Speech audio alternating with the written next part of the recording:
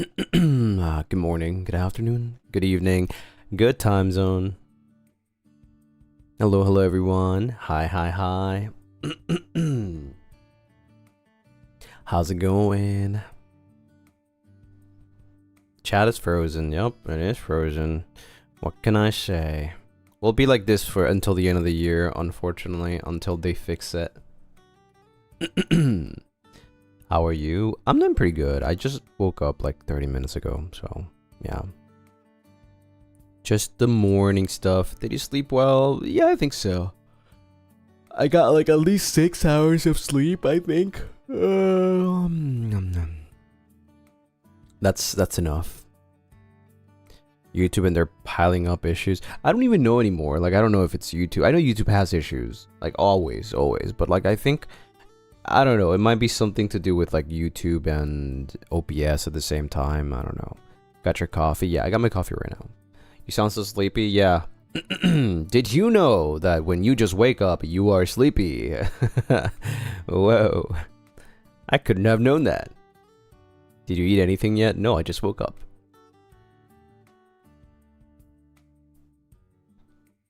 YouTube will always be YouTube for that. Yeah, I guess. But this is where we at. This is where we at. Top 10 tricks from Lucy. Number 1. Breathe. At least you slept well. Yeah. I'll count it as I slept well. I feel refreshed. What's number 2? Blink.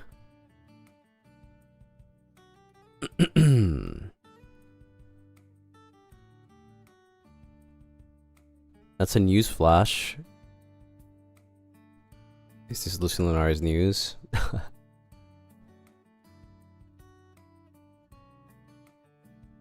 If that's the first one, what are the rest? Well, you have to find out yourself.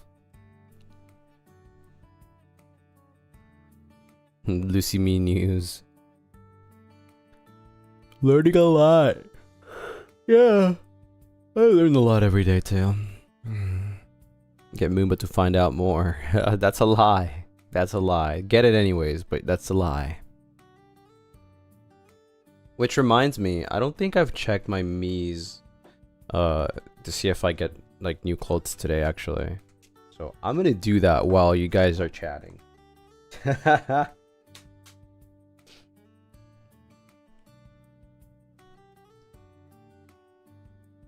One of Lucy's tips, save money and don't buy furniture. Speaking of saving money, guess what? We got good news. We got good news. But it hurts my wallet.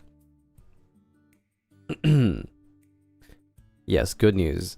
One of the Monosons won the lottery for the music cartridges, the Pokemon music cartridges, and they bought it for me, so I have to give them the money later on, like whenever I'm in Japan. So I can finally get the little Game Boy with the music cartridges. Yeah, it's like a Pokemon. It's like a Pokemon. It's like a Game Boy. It's a collection thing. So it's like a Game Boy. It's a mini Game Boy. Game Boy Color. I think it's a Game Boy Color. Mini Game Boy Color, and it has like a lot of Pokemon cartridges that has the OST of the Fire Red and no, not Fire Red. Sorry, I think is it Fire Red? I think it's Fire Red and Leaf Green. I think so. And then you just like insert the cartridge into the little Game Boy and it'll play the song. Yeah. How much is it again? It's like 9,000 yen. 9,900 yen. Yeah. But it's like, it's limited edition. You can only get it by lottery. You could also only get it when it first released earlier this year. I missed it because obviously I was not in Japan. And then this second time, it was also by lottery. And Manasan won it, so they were able to purchase it. So that's cool. I just owe them almost 10,000 yen. Can you show us a hand cam next time if possible? I don't know when I'm gonna get it, but whenever I do, yes, I'll see if I can show you. Will you use it or never take it out of the box? No, I'll take it out of the box. I'll use it. But I'll probably buy something to like display it on.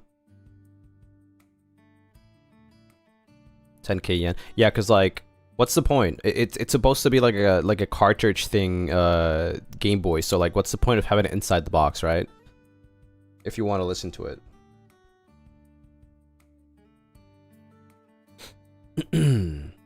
The cartridges for the Game Boy and Game Boy Advance for Pokemon are so hard to get.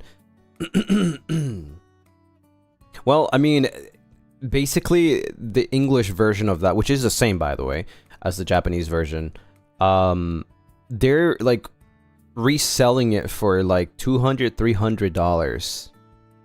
So the fact that I was able to get it for 10,000 yen, which is what, like $60, $80 maybe at most. That's a crazy deal. So that's like really good news. You wonder how it works? Is it battery operated? It's just like, it's basically, think about a Game Boy. If you know what a Game Boy is, it's literally the same, right? It's exactly the same, but it's like a tiny version, like a little toy version of the Game Boy, right? And then you just insert the cartridge and it'll play the song of the cartridge. It'll tell you like it's Lavender Town, Pokemon Center, I don't know, Vermilion City, right? Like each cartridge has an OST, and then you insert it into the little Game Boy and it'll play the song, and then you can like up or down the volume. It's pretty cool. It's mostly just a collector thing, right? But it's really cute. It's a music CD, I guess. I guess, but you it's like a little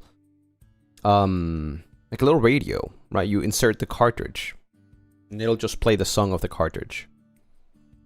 It's like an MP3 player, right? Like before an MP3 player, before a Walkman, before a Discman. It's like a little cartridge player, yeah. Like a VHS player, kind of. More like a tape, cassette, yes. Cassette tape. Yes, exactly. What the hell? Why is Ellie selling me mangoes at 450? Ooh, okay. Wait, this is so expensive.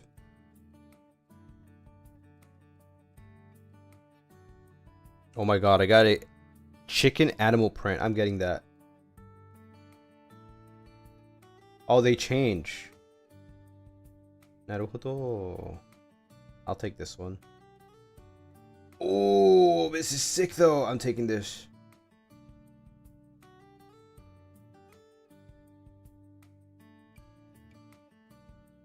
What is this?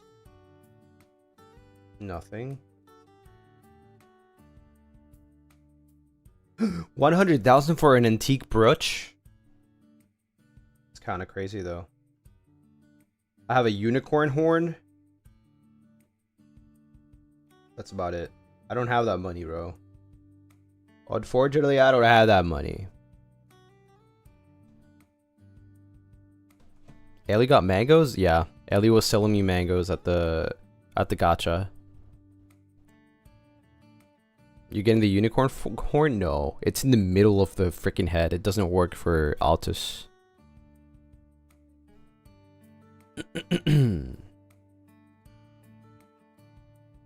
By the way, I've seen some crazy things already. I've seen some crazy things that are gonna happen later this year. Whoo! Where did Ellie's man go? I don't know. That man went somewhere. Such a surprise. Like Ellie's selling mangoes instead of popcorn. I actually got popcorn yesterday, so I bought it. I bought the popcorn. I haven't given it to Ellie though.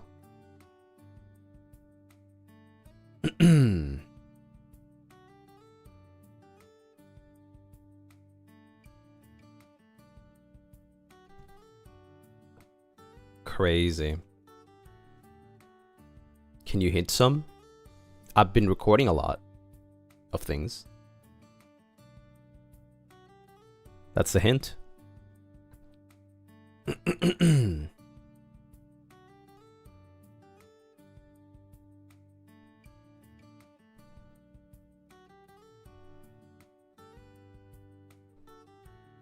And here I thought we would go without any teasing this year. I feel like I've been teasing you guys a fair amount. I've actually even told you, like, what's coming, but maybe you guys don't believe me. And honestly, that makes sense. Recording VPs and covers, yes. Is it another God tier VP? I don't think there's gonna be another God tier VP. Well, maybe. UP. Corazon Rojo. What the frick, cha? Yippee Corazon Rojo? Thank you for the 100 lunas! What the flip? Actually crazy. Actually crazy.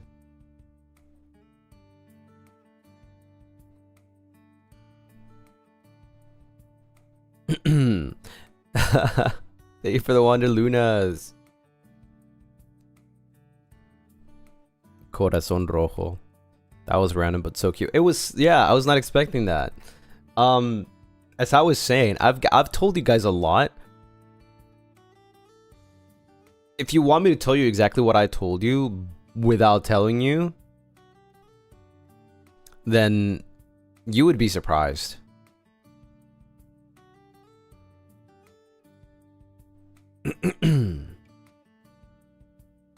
You would be surprised.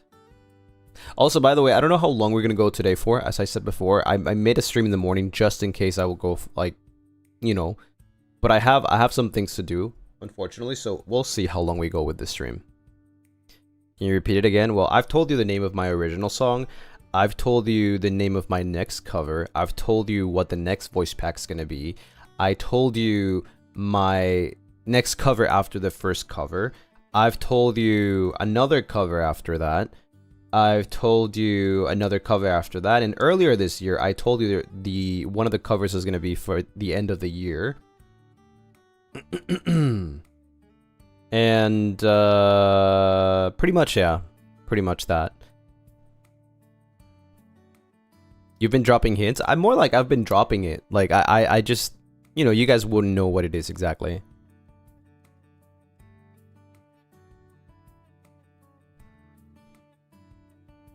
That was, I don't think they were hints. I think they were just, I straight up just told you.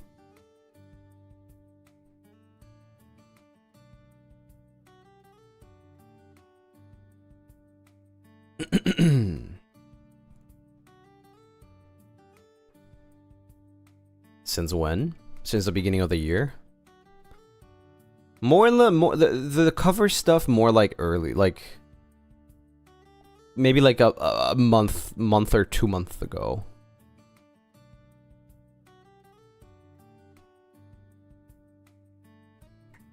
I only remember asking to guess. No, that was just like, you know, just hinting at it, but I already told you the name.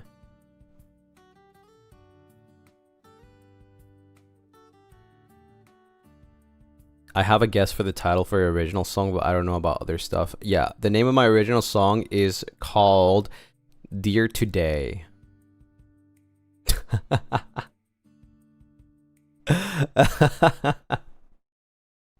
Can you give us a hint? But you would never know. You would never know if that's right or not.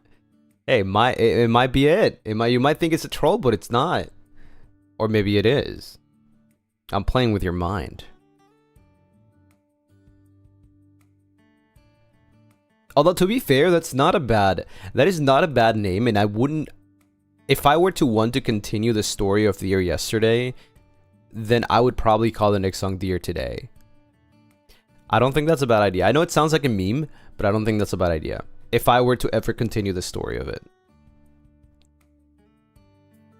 You know, like a progression kind of song. And it would be kind of similar.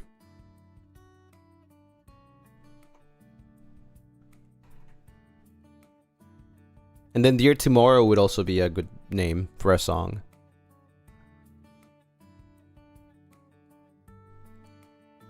The Lotus Thingy too, I can't wait to find out how stupid I am when it comes out. Well, I don't know if you've noticed, but the Lotus is pretty much everywhere. Like, almost everywhere. Especially when there's like some sort of lore involved.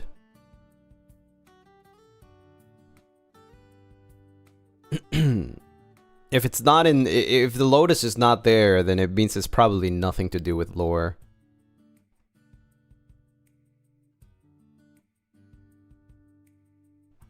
The lotus represents lore? Yes. I would think you would get that by now.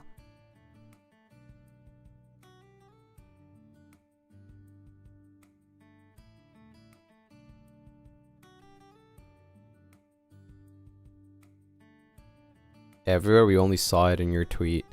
Are you sure about that? Are you sure you didn't see it anywhere else?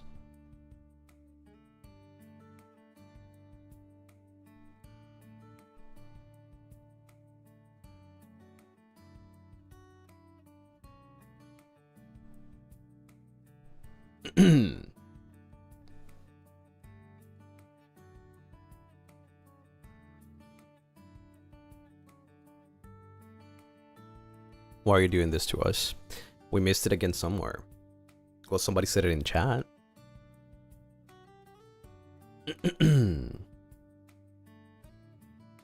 He woke up and chose violence. I thought it was kind of obvious, no? A random lotus.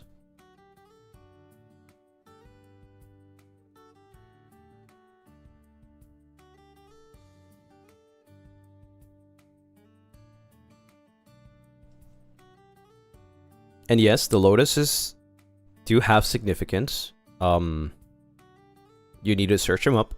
You might also notice that it's not always the same lotus. Right? Correct? They have different meanings.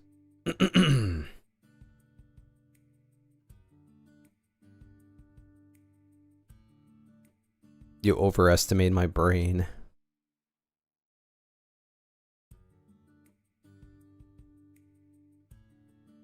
If there's something that I'm very specific about whenever I post something, or even when I have a cover that contains a lotus flower, it's very meaningful. It's very specific. It's not for no reason. The colors matter too.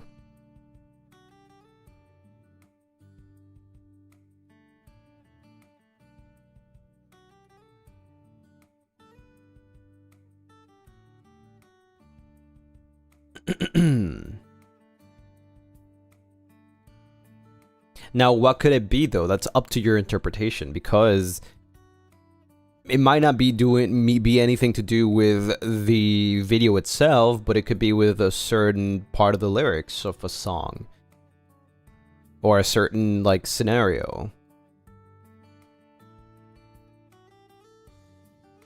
Is the meaning of lotus flower relevant? Yes. It's very relevant. Specific colors that show up constantly. Well, there's only two. There's only two that have shown so far. Two different colors. Why though? Which colors?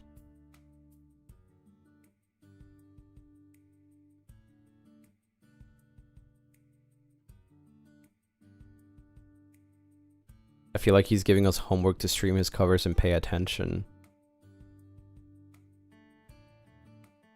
I promise it's not as complicated as you think. It's actually kind of fun trying to look into like a video or something and see if there's a lotus flower somewhere.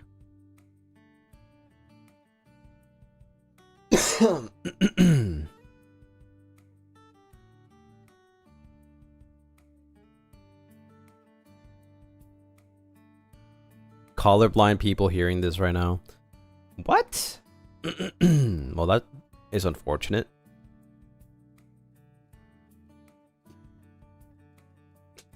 Be right back texting Matt Pat.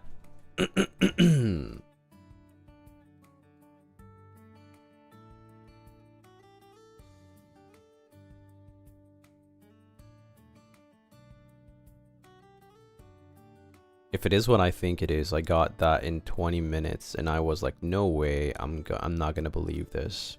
Well, see, the thing is, just by knowing what the meaning of the flowers is, you will not be able to tell anything, but you kind of get an idea.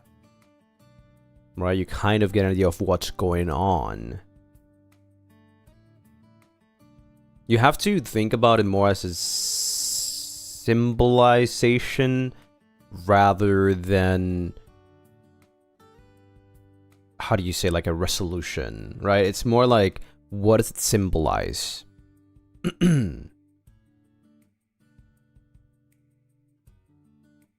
then you can kind of like tell what could be going on. Representing a specific event or anything. Can we copy answer from other Lunarists?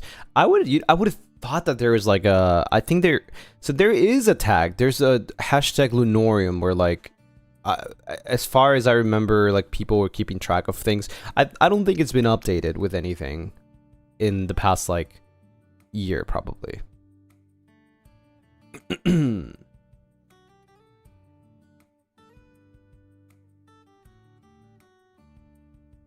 Yeah, it's not very active.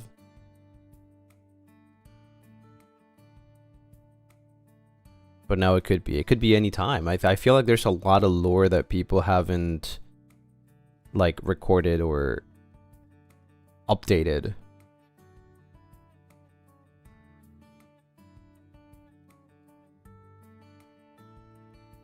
Does it have anything to do with the recent video files FSB has been posting? You mean about the trader? No, it has nothing to do with that.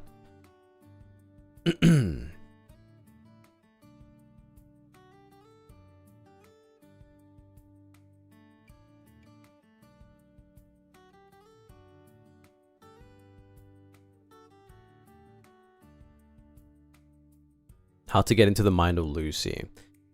For that, you have to figure out yourself.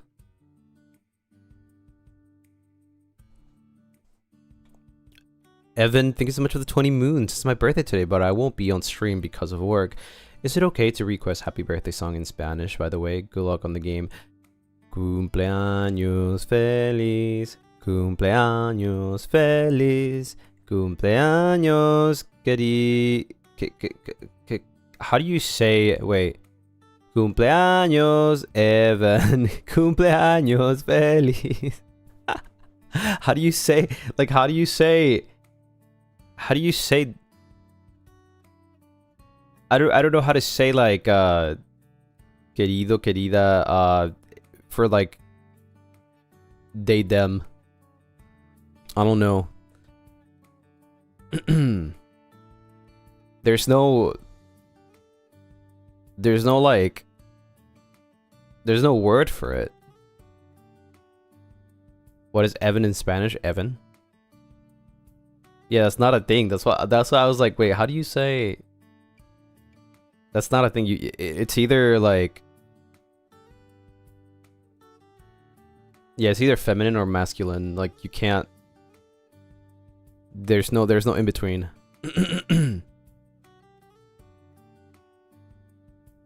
Rely on your Spanish. I can't because there is none. Everything in Spanish has to be, to put it simple, in simple words, has to be a boy or girl.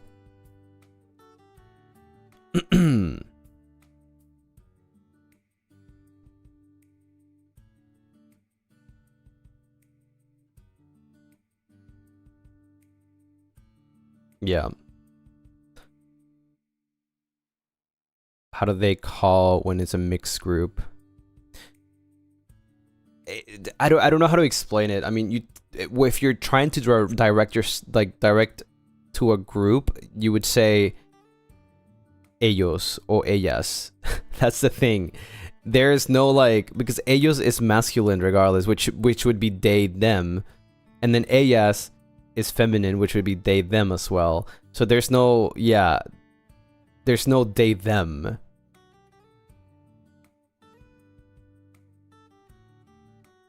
Even if it's mix. Yeah. Unfortunately, Spanish doesn't have that.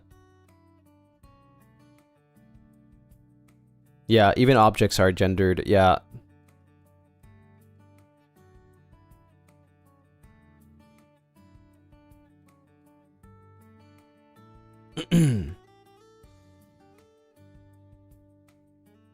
What about it? It's the same. It's the same. Everything is either, if it ends. So I don't even know how to explain. It's too much to explain. It's too much to explain. But in Spanish, like, if a word, I believe it's like if a word starts with A or ends with A, it's feminine. If a word, this is just an example. If a word starts with O and ends with O, it's masculine. It's really weird. It's something like that. So yeah, for example, la silla wouldn't be el silla, would be la silla, is feminine, right? Because it ends with A. It's yeah, it depends on the words.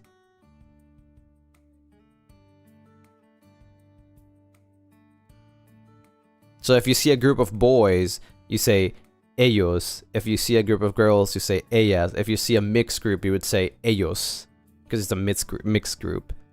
You wouldn't say ellas because there's boys.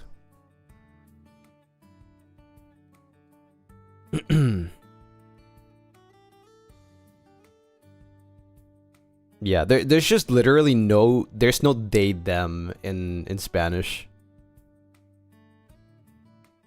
Yeah, it is confusing. Yeah. But like once you already know Spanish, like it's just you get used to it.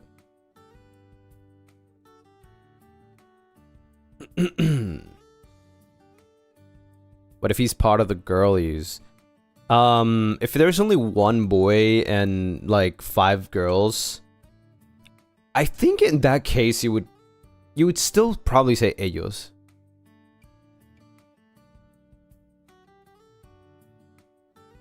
I guess it's a little more on the neutral side, but yeah.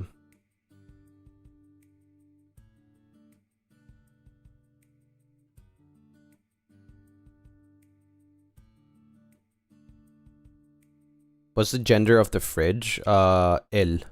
So masculine. But it depends where it is. It could also be feminine if it's la nevera or el refrigerador, right? Like it depends on what you want to call it.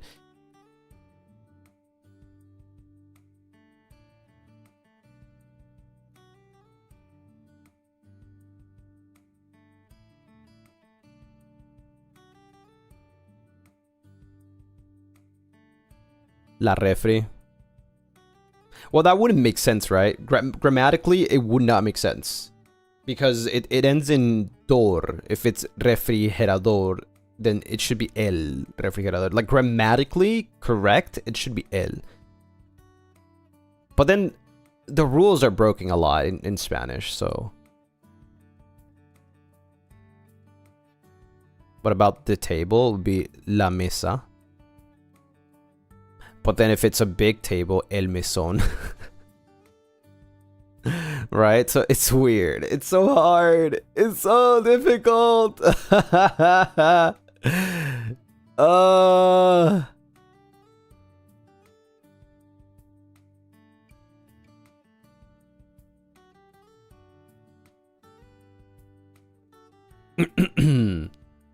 It just swaps, man. It just swaps. Just continue learning Japanese. I know Japanese is also kind of similar in that sense, right? But there's like, is there also like only feminine and masculine, or is there like also, I don't know, neutral? Okay, like neutral, just one for everything. Is that what you mean?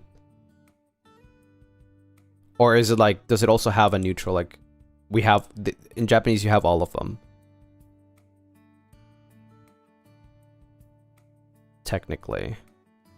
Will you teach us Spanish? I don't think I'm good at teaching Spanish, unfortunately. Does depend on what letter it ends, yeah, but sometimes people change it up because slang. Exactly. But grammatically, though. Grammatically.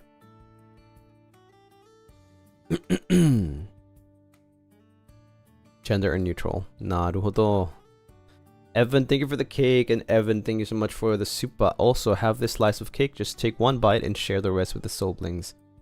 Okay, I got it. I got it. Who's good from Spanish line in FSB from your perspective? I mean, Liron can speak Spanish. That's it. That's it. Roscoe's like, he's alright. He's alright.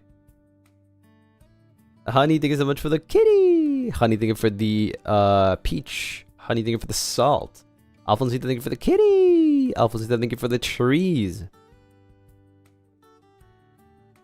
19, thank you for the 1 gifted. Binny, thank you for the 8 moons. Jelly, thank you for the 10 moons.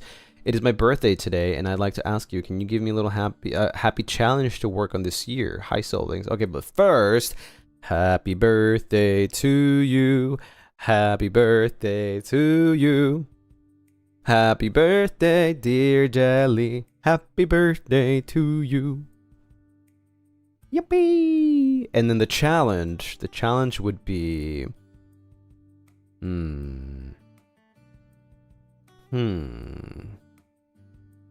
What would be a crazy challenge? I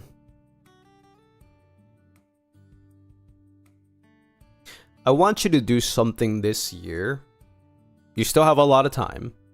I want you to do something this year that when the year ends will make you look back and be like, yeah, I'm proud of that. Even if it's the littlest thing. You know, learning something new. Like maybe you learn how to cook something new. Or maybe you learned a new word or something like that and you're like, oh, that's actually very useful. Yeah. And then when the year ends, you look back at it and you're like, I'm proud of that. Yeah, I'm really happy with that. Yeah.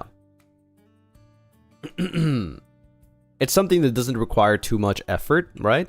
It's not like anything crazy like, oh, wow, okay, yeah, no, I have to put a lot of work into this. It's more like just do something that you probably haven't done or you thought of doing that you can do. And then, yeah, when you do it, even if it's now, once the year ends, just look back at it and think like, you know, does that make me happy? Did it make me happy? Yep. And Alphonsine, thank you for the 20 moons. 20 moons, yippee! And 4 more to get that crown badge.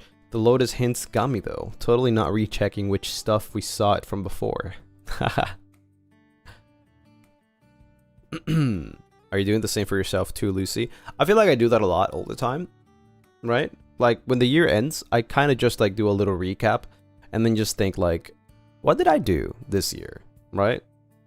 Like I don't like think all the time like, oh yeah, I'm gonna do this now and then I'll go end of year and I'll think back at it. No, it's more like I just think back at it once the end of the year comes, right? And I'm like, I look in retrospective. You know, did something that I do this year was like, yeah, you know, I've learned something that's new. It's like having progress in a video game, right? Like the whole year went by, and even if you think you didn't do anything, you actually might have. You know, maybe you met someone new. Maybe you've learned more about whatever you were studying. Maybe you played a game or you discovered a game this year that you're like, oh wow, this is gonna change my life, you know? Is the challenge for everyone? You can take it if you want to. Is that also why you also started thinking of going to the gym for that as one of your goals? Well, no, not really. The reason why is I wanted to first of all, okay, there's a couple reasons why I wanted to go to the gym. The first one, health-wise, okay? Health-wise. You probably should know that at a certain, like, you know, once you're, for vampires, for example, right? Once we reach a certain age, like about 130, right? You need to stay healthy. Because if you don't, that's going to hit you back once you turn 300, 400, right? Like, you don't want that. You don't want to feel like an old vampire at 300. That's still pretty young, right? So, like, that's one of the things. You want to always be healthy, right? Second of all, because I do a lot of 3D stuff per year, right? I do a lot of 3D stuff per year, and I'm always tired. I am not made for it, right? Like, I have to practice. That's the whole thing. Gotta do that. Endurance. So, yeah. Those are the main 2 reasons why I started going to the gym, because I need to. If I don't, I'm always going to be super freaking dead tired.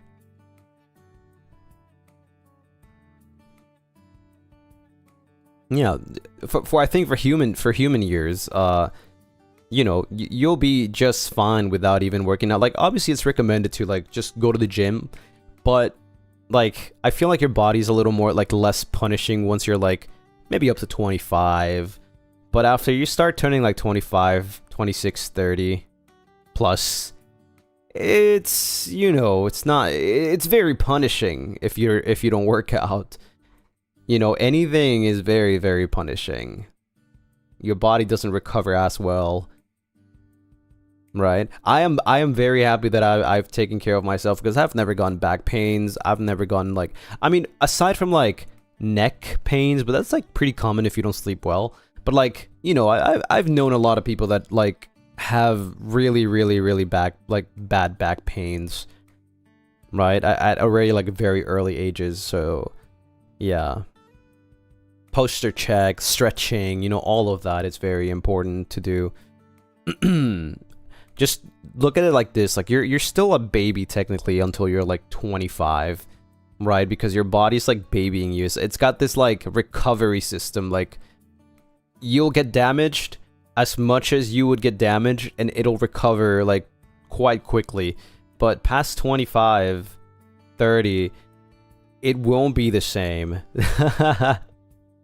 Your body, you turn into an adult pretty much, and your body is like, yep, you can take care of yourself. Konnichiwa, konnichiwa.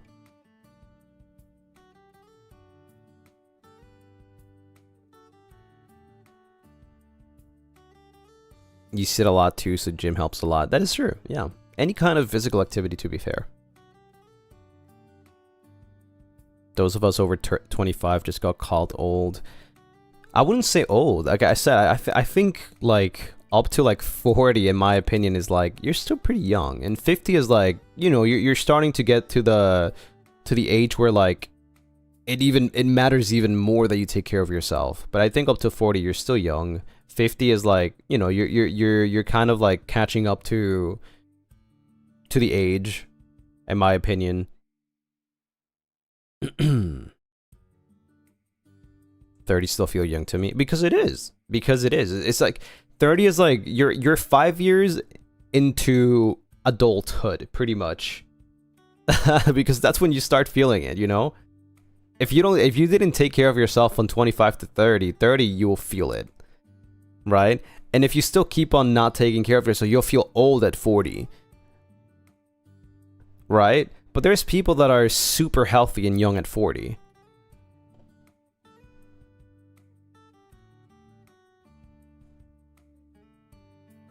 Do you still have your protein shakes? Of course, yeah. Stop calling me out, cry emoji. I'm not calling you out.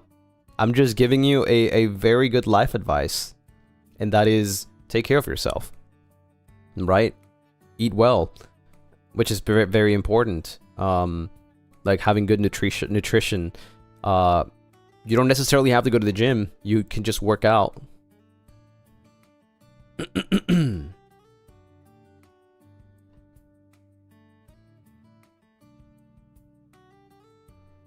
My cousin is in his 40s and he looks 25. Yeah, that's pretty crazy actually. What about 130? Is that young? For a vampire, yes.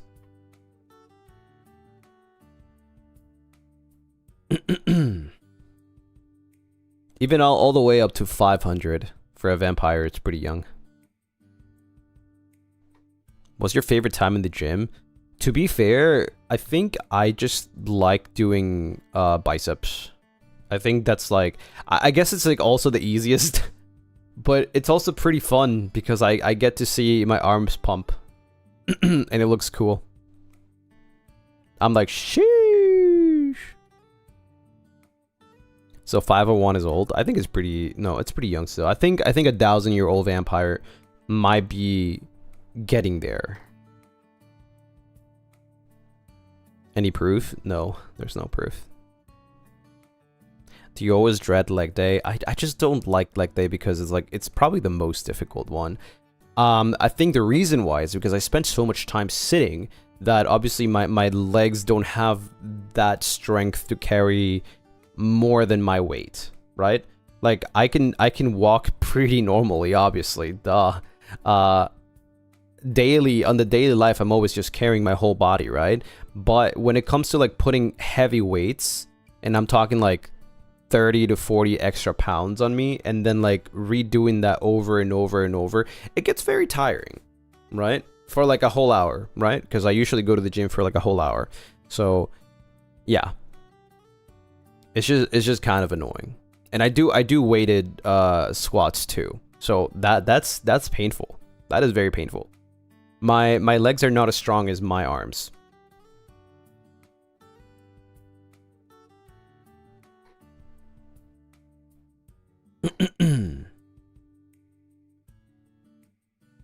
It is painful. Yeah, it's also even more frustrating when like you can't finish a set.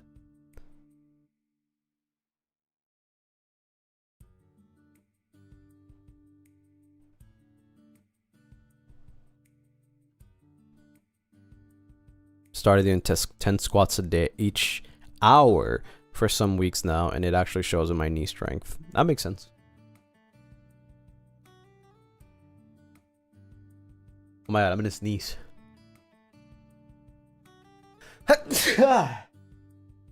Woo.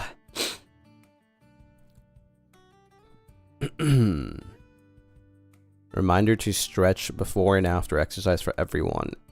And also when you wake up. It's probably the most satisfying part of the day when you stretch as you are getting up from bed. Ooh, it's so good. Bless you, thank you. Okay, I'm still yawning. Don't ever hold your sneeze. I saw the news that someone got hurt by it. I mean, it's true, I guess. You shouldn't. I just don't like sneezing. I will be right back because I forgot to bring my water. I just realized it's a visual novel game, and I only have 1/4 of my water bottle. So I'm gonna go get water, so I get prepared, and then we get into the game. Okay, I'll be right back.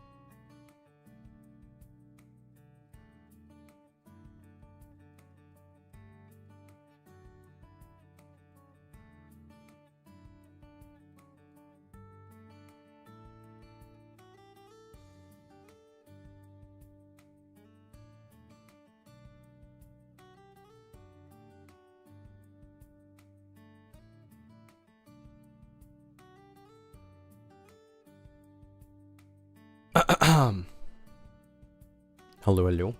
I also got myself a sandwich. Oh shit, he's back. What do you mean I'm back? Just in case, I'll eat it in between the whole stream. We didn't say anything. Okay. Well, it's time to start. Let me put this here because it's blocking my sight. I'm excited. I'm excited. I've been wanting to play Paranormal Site for a while. No, I missed. Thank you for the cake.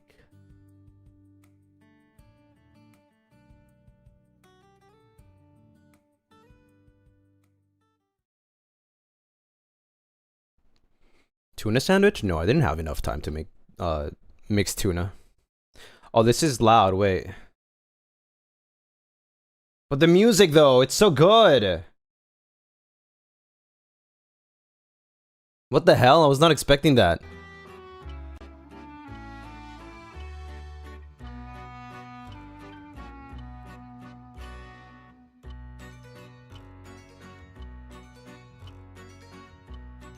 I need to lower the volume though.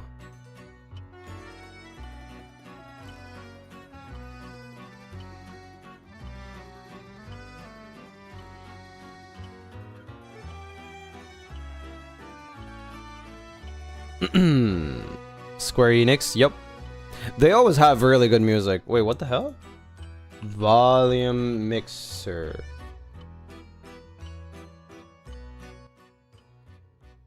How's that? They say Square Enix is a music company that sometimes make games. Yeah, I think their games are alright. Yeah. A bit low. What about that?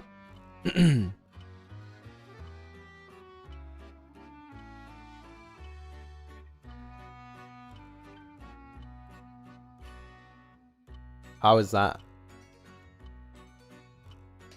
A little higher.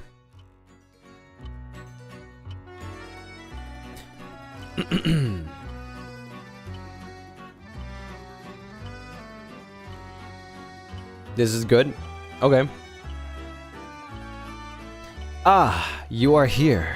Welcome, welcome. Whoa, is that Lucien Lunaris? What?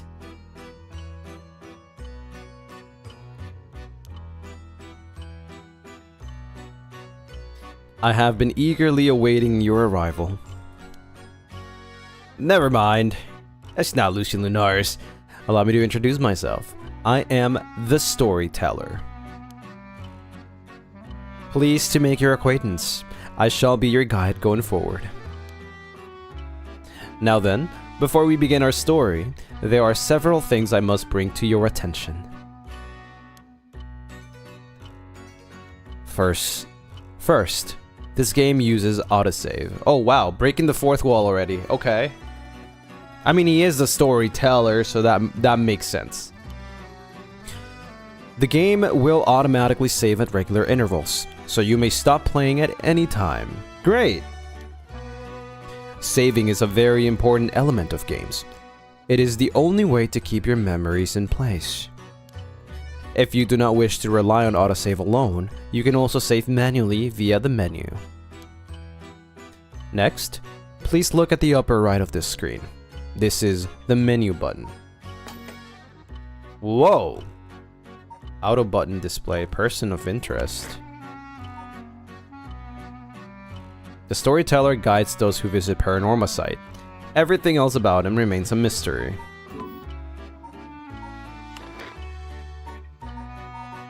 This is pretty cool. What the hell? Save.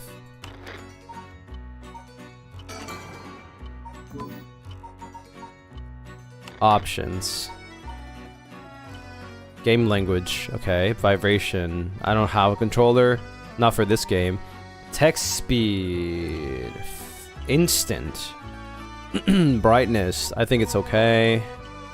Audio. Video. Full screen. Resolution. Is there higher? No, this is good. Post-processing standard. Chromatic aberration. I like it. Everything's good. Apply. I like the music though. From here, you can check the text log, view useful files, and switch auto mode on and off. What is auto mode? You can also adjust the brightness, volume, and other things in the options menu.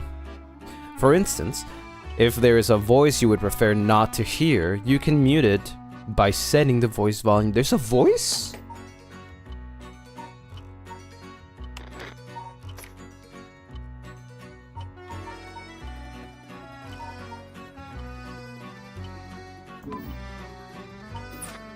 To 0. I suggest you check the brightness controls and other settings before going on. How to play? Right, I don't have an Xbox controller, so can I use a keyboard? Surely I can. Okay. I will explain other essential functions when the time is right. There is one more thing I wish to confirm before we continue. It would feel strange to go on without knowing your name. Please, tell me what I may call you.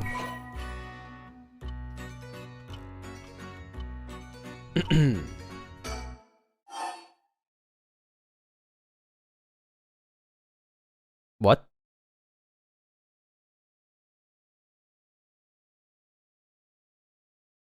What?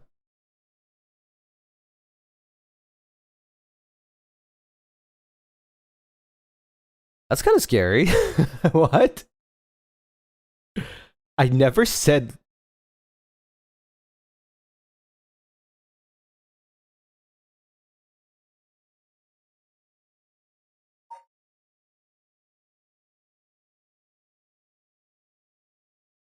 That's actually kind of... What? Oh, how rude of me. Please pardon my mistake. I was sure that's what you said, but it seems I was wrong. What came over me?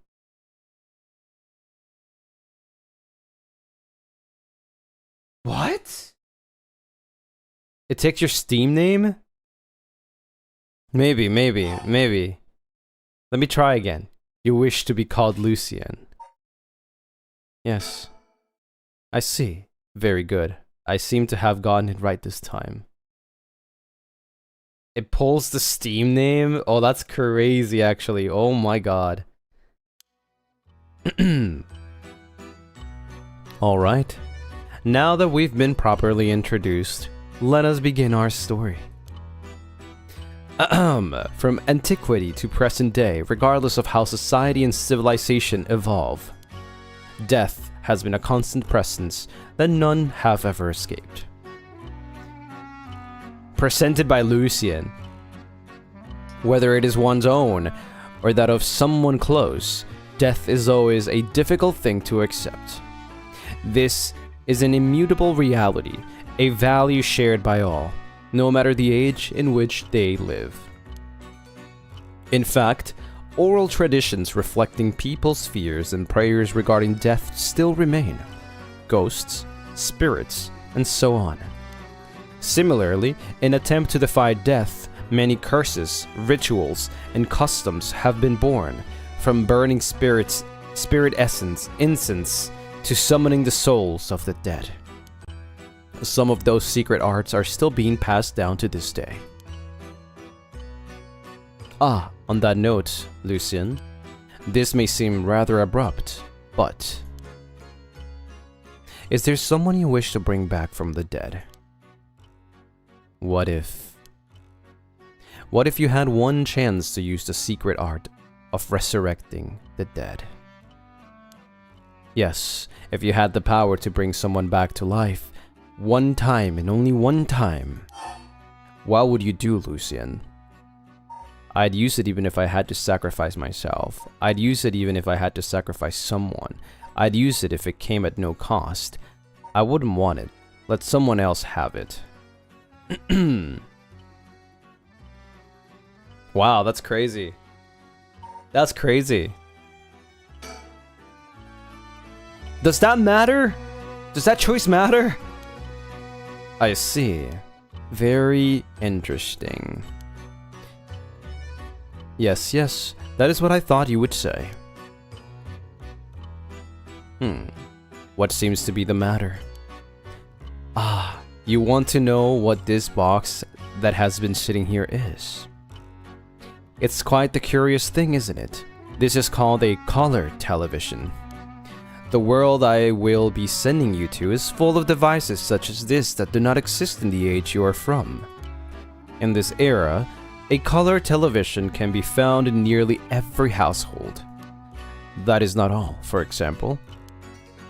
If a person should wish to contact someone while they are out of their home, they use public telephones like this that can be found all over the city.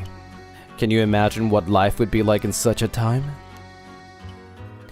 I'd be thrilled to have you continue this story, Lucien.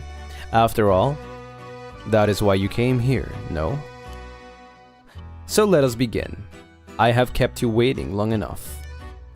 I present to you Paranormal Site, a bizarre tale surrounding the curse known as the Rite of Resurrection. A peculiar yarn ensnaring 9 men and women in a fierce fight for their lives as it unravels. Some of the characters appearing within surely share your views on the Rite of Resurrection. I imagine those who have lost someone dear to them will feel particularly strongly about it, clinging to it as their last desperate hope. The first I shall introduce. A man named Shogo Okie is one of them.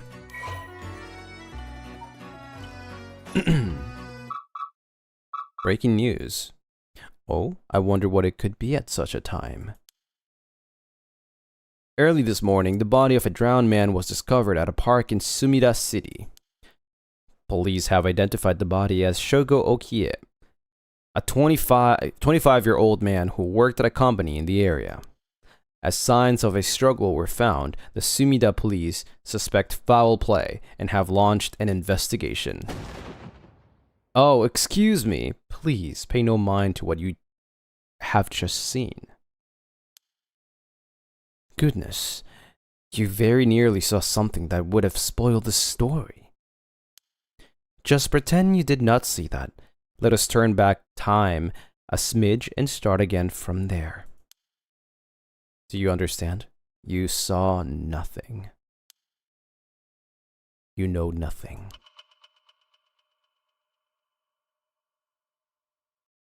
This story is a work of fiction. All locations, characters, organizations, legends, etc. that appear in the game have no relation to reality.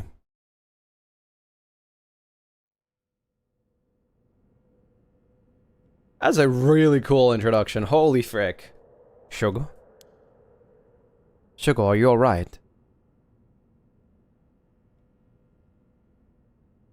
I am Shogo?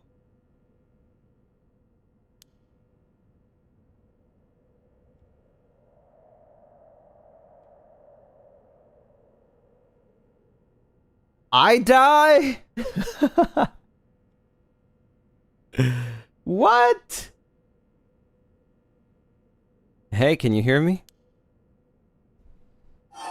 Wow, really cool art style. Huh. Hey, that's not a proper answer. Earth Shogo Okie. What do you think you're doing? Falling asleep here? You gave me quite a shock. Come on now. Up with you. Up. Do I have memories? Oh, okay. And wow, that's pretty cool. Holy frick. There. How's that, alright? Do you feel dizzy? Have a headache? Are your humors off balance? Fine, I think. There's definitely nothing wrong with my humors, though my head's still a little fuzzy. Wow, it's animated and everything. I need to make myself smaller.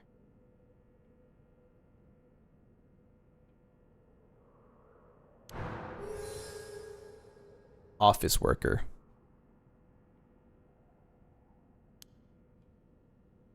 Oh, that doesn't sound good. turn your head around a little bit to see if you can walk alright. When the game is in your control, drag the screen or move right stick to look around. Try looking around your surroundings now. Drag the oh, wow. This is crazy. I can look up. I can look around. Wow. Actually kind of scary, not gonna lie.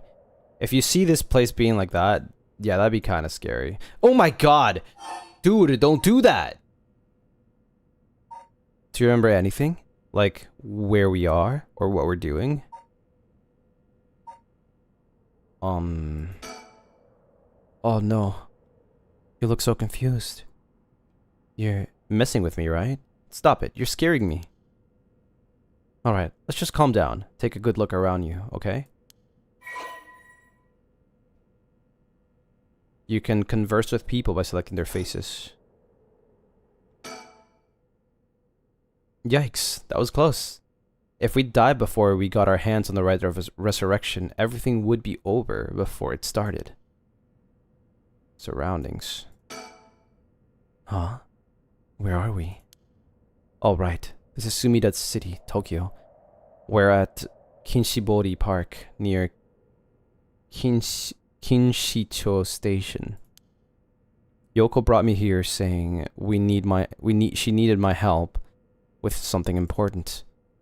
It's just past midnight. That explains why there's nobody else around.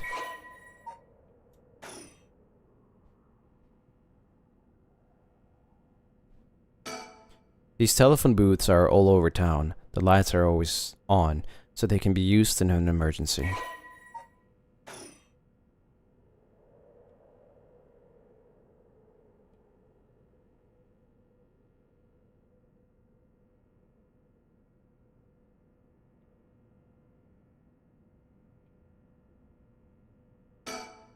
That's an interesting looking playground. I bet it's crawling with kids during the daytime, but it's kind of peaceful here at night.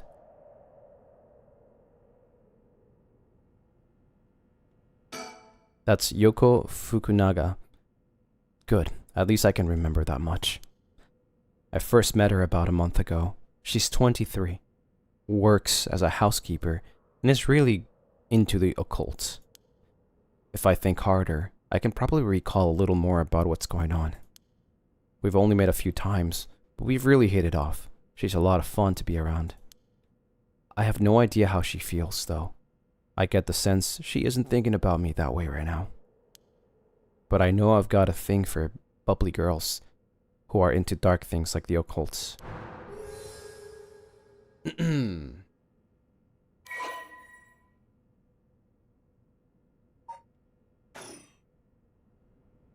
What is recall?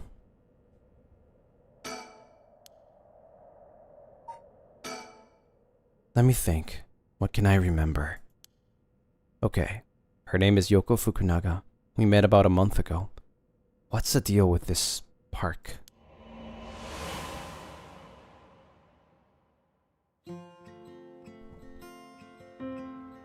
It was around noon on one of my days off. I had just finished running some errands in Kinshicho and was here taking a quick break. I was just looking around, absent-mindedly.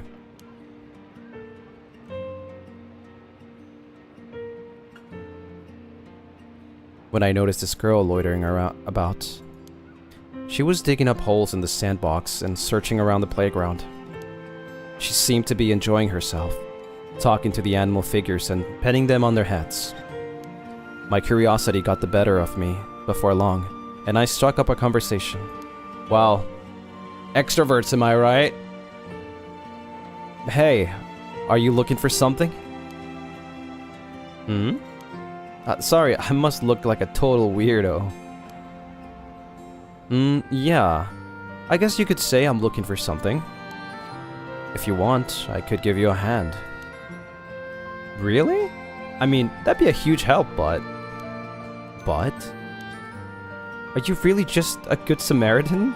Or are you after, you know, something else? Huh? What the hell? Also, the music's pretty freaking loud. At least for me. Yeah, you know, I'm a good Samaritan. Surely. Oh wow, my hero. People like you really do exist. I think I might cry. Okay, I guess I'll let you help me. Be warned, you might regret what you've gotten yourself into. No worries. What are you looking for anyway? Did you lose a bracelet or something? Not exactly. I'm searching for one of the 7 mysteries. Supposedly, this is the location of the Whispering Canal. The what? Now I've done it. I bet you think I'm some kind of lunatic. The 7 mysteries of Honjo. Do you know anything about it? I figured everyone around here would have at least heard of it, but I guess not. Honjo is what the southern part of Sumida is called. A long time ago, this part of Tokyo was split into 2 separate cities. The north part was Mukojima, and the south part was Honjo. Wait, let me...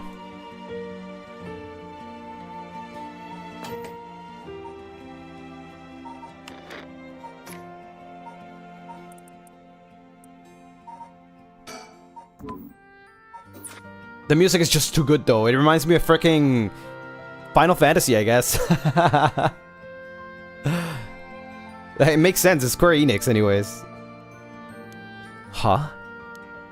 Am I boring you? Well, I'm not a local or anything. I just work around here. Oh, then no wonder you didn't know. Well, the 7 Mysteries of Honjo is a legend dating all the way back to the Edo period. Really? It's that old? That's like over 200 years ago. You know what? 200 years ago is not that far. That's crazy, actually. If you think about it, that's crazy. How much time has changed in 200 years? Like really, just stop for a second and think about it. Like maybe you think like, oh yeah, I'm like 20 or 30. 200 years is a lot, but that's not crazy. Like I would say 1,000 years is a lot. But 200 years and see how much has changed is kind of crazy, isn't it? You say that because you're 130? I mean, not just because of that, but you just gotta think it in like, in a different way, you know? Like you would think like 1,000 years is like, yeah, it's a lot of time. But 200 years is not that crazy. I don't think it's that crazy. Yeah, for humans, yes, it's a long time. But for history, I don't think so. You know, it's not like saying, oh yeah, it's like the dinosaurs were here 6 freaking million or 65 million years ago. Yeah, you can't imagine that. But like, 200 years is not that far. It's actually kind of crazy.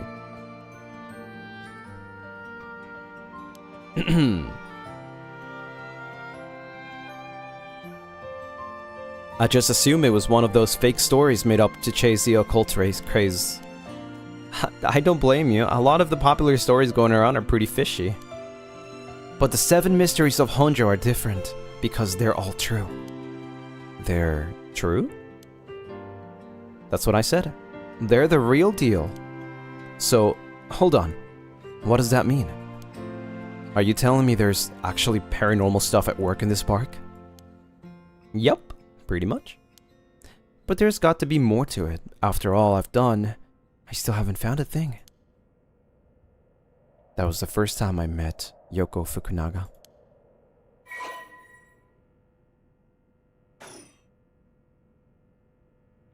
We exchanged contact information, and we talked on the phone a few times since. We've even met in person once or twice. But she never brought up the 7 mysteries of Honjo again. I figured she'd gotten bored of it.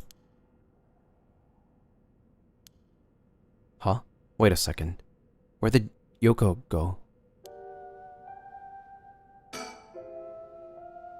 According to Yoko, the Whispering Canal, one of the 7 mysteries of Honjo, is around here somewhere. It's apparently the story that the expression left at the canal originally comes from. I think I left myself a note about it. I should check my files.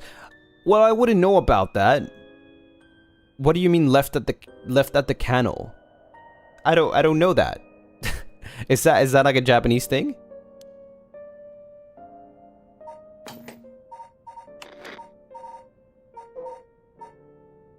An enduring superstition, formerly known as kinshibori, many fishermen once gathered on this section of the canal that ran through Honjo.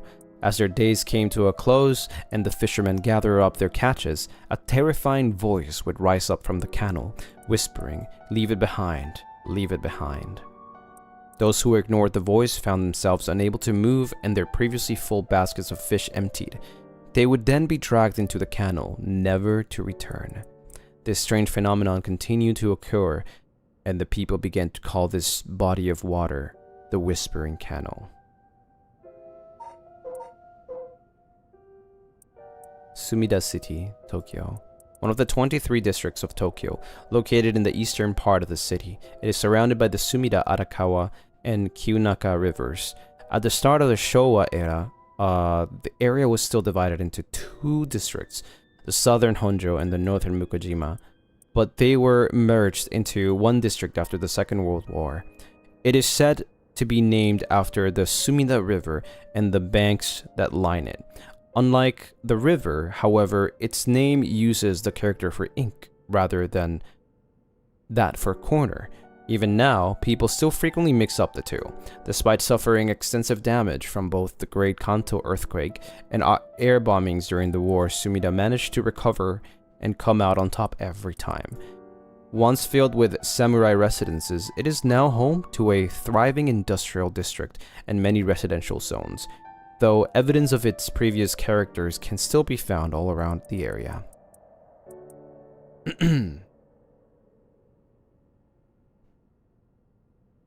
By the way, it's canal. Last syllable stressed. Canal. It's not canal. You're telling me English is not pronounced English? Oh wow. Okay.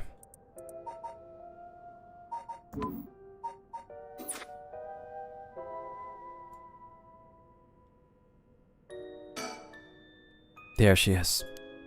She's back to digging up holes in the sandbox and searching around the playground. She seems to be enjoying herself, talking to the animal figures and petting them on their heads. No animal needs that much petting.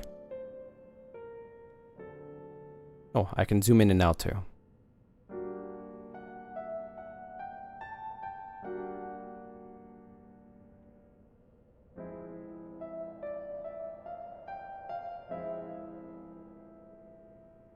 So once I'm done with this, I have to recall, right?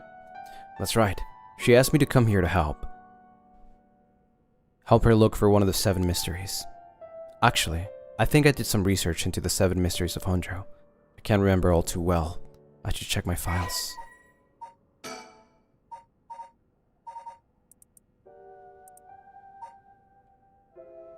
Hey? Oh, it's right here.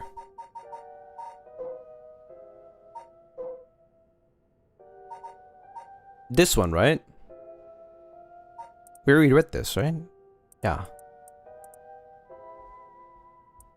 This is one of them. Honjo became known as a hot spot for strange happenings during the Edo period.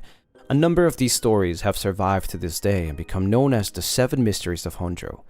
While many of these were likely the result of people blaming things they didn't understand on spirits or monsters, the stories continue to be told as urban legends. Despite what the name would imply, there are actually more than 10 of these strange tales.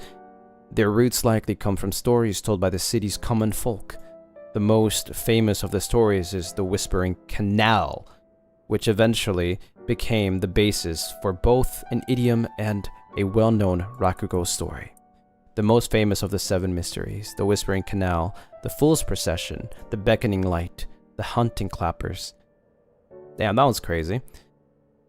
The Evergreen Beach, the Taiko of Tsugaru, the Foot Washing Mansion, the One-Sided Reed, the Ever-Burning Lantern. I want to see the Haunting Clappers. The fool's procession, an enduring superstition, a mysterious tale regaling an encounter had by a daimyo at this residence in Honjo's Ushijima, now Komagata High School. When walking around his estate, he heard the sound of music, much like that of a kaguda performance. He commanded his people to find the source, but no matter how much they searched, the music would fade when one neared the Warigesui Canal. The source of the sound was never located. The story is also known as the Procession of the Tanuki, as many were of the belief that it must have been these mischievous tricksters behind it all. Mischievous. I don't even know how to pronounce that word. The beckoning light.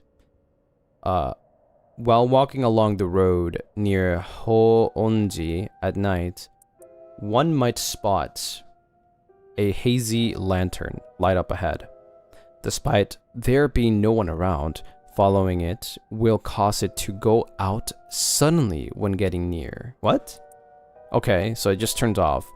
But just when one fears the darkness might swallow them up, another light will appear further ahead, as if guiding the one who sees it. Some say the flame is benevolent, leading people to their homes, while others believe it a monster leading people astray. Some even believe it's the vengeful spirits of someone that died, luring the lost to the land of the dead. The haunting clappers.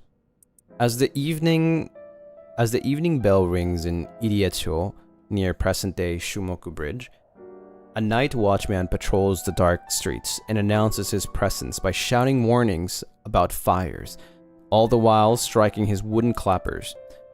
But tonight, the sound of another set of clappers answers back. He curiously slaps his clappers together again. Clack, clack. The echo answers again, but no matter how hard he searches for the source of this second pair of clappers, he never finds it. Some say it was the work of a mischievous tanuki or kitsune, while others say it was a warning from the spirit of someone who lost their life in a terrible fire. Once upon a time in North Okurabashi, a beautiful beech tree stood. Beech? Is that how you pronounce it? Beech? Stood into the garden of Lord Shinden's residence, now known as the former Yasuda Gardens. It was so impressive that the house became known among the people as the beech residence. Somehow, no one had ever seen a single leaf fall from the tree. As rumors spread of the eternally green tree, it became known as the evergreen beech. However, this particular species of tree was actually an evergreen, so the lack of falling leaves was nothing out of the ordinary. This has led people to say that the strangest part of this legend is the fact that it even became a legend at all. An enduring superstition, this is the Taiko of Tsugaru. There once was a daimyo from the Hirosaki domain in Tsugaru who built a residence in Midoricho on a large piece of land.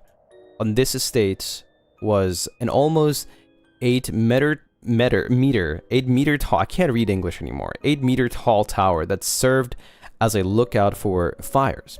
Only a designated firefighter was allowed to use a large drum that resided atop the tower in the event of a fire. That's okay. While most towers use wooden blocks to sound the fire alarm, for some reason, this residence was permitted to use drums. The residence and its special privileges led to much speculation and gossip among the townsfolk. There's more! The Foot Washing Mansion.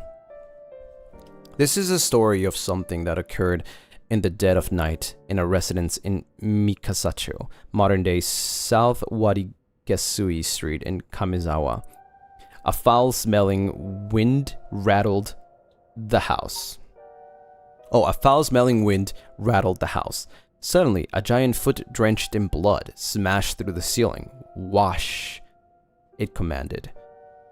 After the servants carefully washed the foot, it returned from whence it came. Fixing the roof it had broken, a man who had been visited by the foot every night asked a friend to trade houses with him.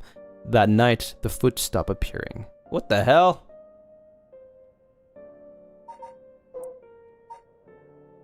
The one-sided reed.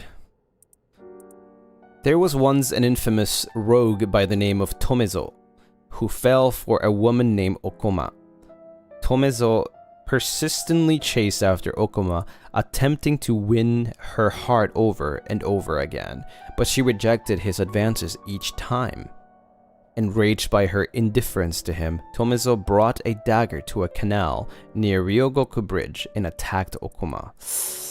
Weirdo. He cut the arm and leg of one side of her body, then threw them into the canal. Ever since then, the reed growing along the canal have only sprouted leaves on one side. Damn, what the fuck? And then during the ever-burning lantern. On a bone-chilling winter's night, one may happen upon a soba cart along the canal known as South Wadigesui. But there is something strange about this cart. No matter when one might visit, its owner is nowhere to be found, yet the lantern that hangs from it stays perpetually lit, burning brightly even with no oil to fuel it. Should one attempt to put out the flame, it immediately roars back to life. However, there's also the tale of the never-burning lantern, another telling of this story in which the soba cart's lantern always remains dark, refusing to be lit.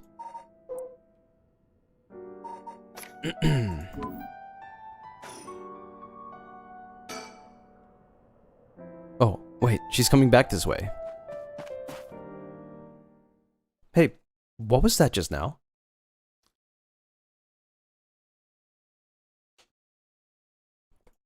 Huh? Didn't you hear that?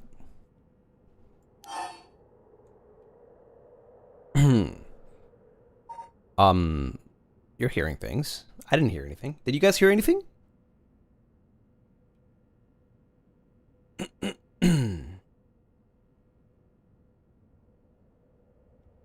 No? I think you might be hearing things. No, I didn't hear anything. Sure you didn't just imagine it? Maybe I did. But your special talent, you should have been able to hear it. Pay closer attention for me, okay? My special talent? What are you talking about? Huh? I mean your spirit sense. You look like you can handle your liquor. Huh? I have no idea what drinking has to do with it, but I don't think so.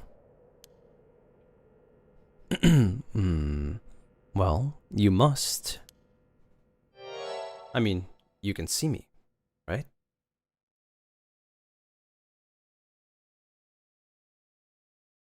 Huh?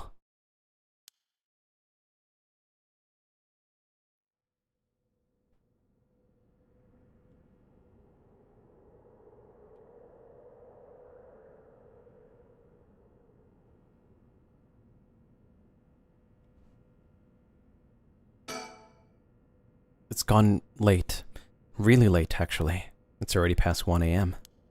There's a chill in the air, but I guess that's normal for this time of the year. Or so I keep telling myself. I don't know how she's so comfortable talking about spirits and the paranormal at this time of the night. Either she's got guts, or she's just used to it. Unless... No, it can't be.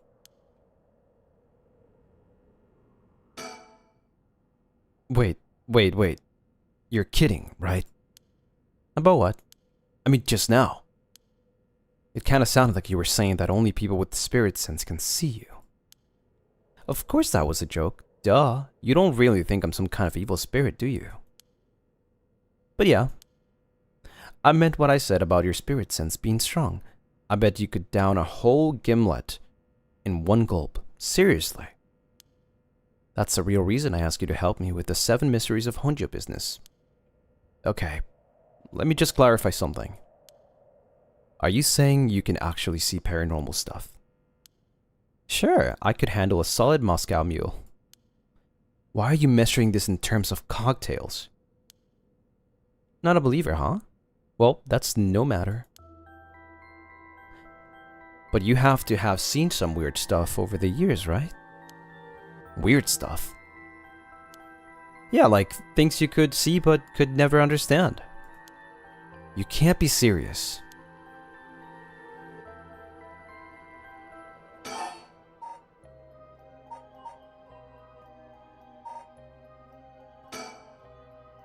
I've seen ghost photos in magazines before, but are you telling me they really exist? You bet they do, but you can only recognize them if you really believe in them, so be careful. So, even with my skill, I won't be able to see them if I doubt that they exist. That's right, the spirit world is all about the mind and the soul. You won't be able to see a thing unless you're properly in tune. But sometimes people get caught up in the moment thinking they might see something, and then they really do because they believe they would. Is that how it works? Yup. Just like drinking, you'll never know how much booze you can handle unless you're ready to down some shots. I'm still not sure I get the drinking thing. You know, I realized how strange it was as the words left my mouth. Sheesh. Totally unrelated, but do you actually drink a real alcohol? I mean, whoa, talk about whiplash. I didn't expect you to start making small talk. That's small talk? I feel like that's a genuine question, right? Considering the context. Well, our conversation was getting a bit dark. I figured a change of topic might lighten things up. Oh, I see. If you really want to know, I like to think I can handle a few drinks. Small talk to her? Bro, everybody would think anything small talk then. That's not how it works. But to tell you the truth, I've never actually had a Moscow Mule. Really now. I just thought it sounded cool. I would like to try it though. Why don't we go for a drink sometime then? Oh, are you asking me out? No, you're just being a good Samaritan, right? No, that's not what I meant. I'm just kidding. Yeah, I'd be up for that. But only if we find one of the 7 mysteries. Alright, then let's get to work.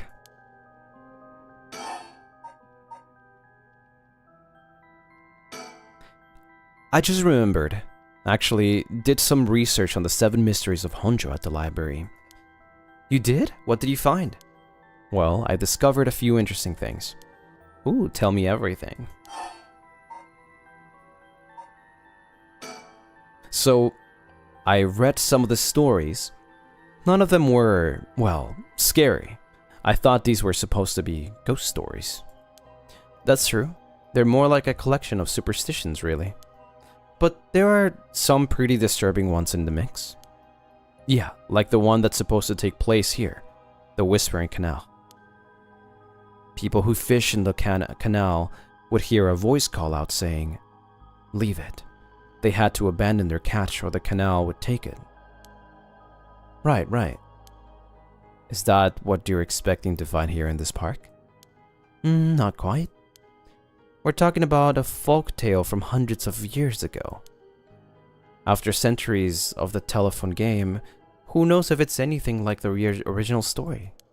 So basically, you think the true story of the Whispering Canal might be completely different from what we know. Exactly, I'm sure of it. I mean, weren't you curious? About what? People from around here have that expression left at the canal, right?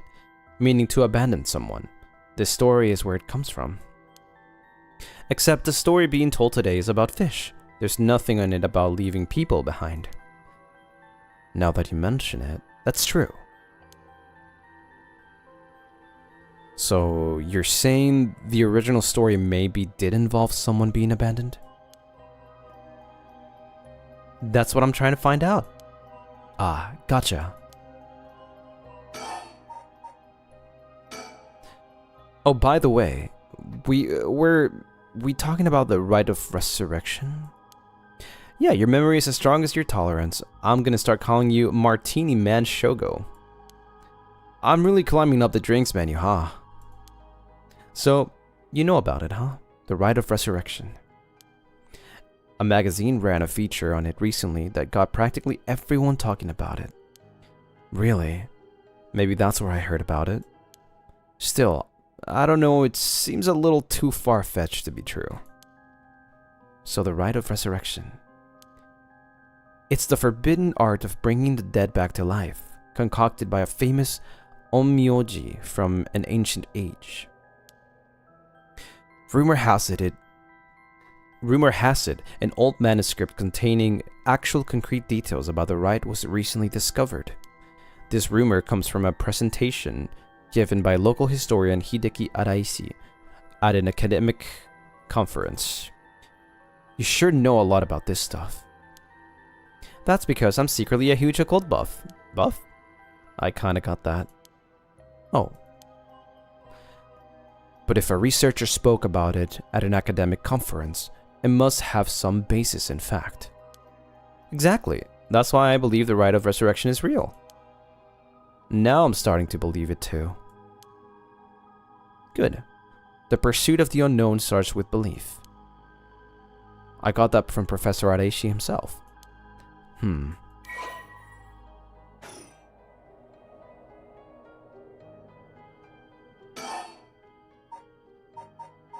There's still more about this, huh? Although they're called the Seven Mysteries, the literature lists 9 of them. Oh, I'm surprised you picked up on that. Nice researching. Some people think there could be up to 15. That's the thing about these old folktales. Stuff gets added to them over the years. That's more extra stories than main ones. Yeah, but the 7 mysteries rolls off the tongue way better than 9 or 15. If you say so. But it makes sense, don't you think? It's more likely to be passed on if it's easy to remember. Huh, that's a good point.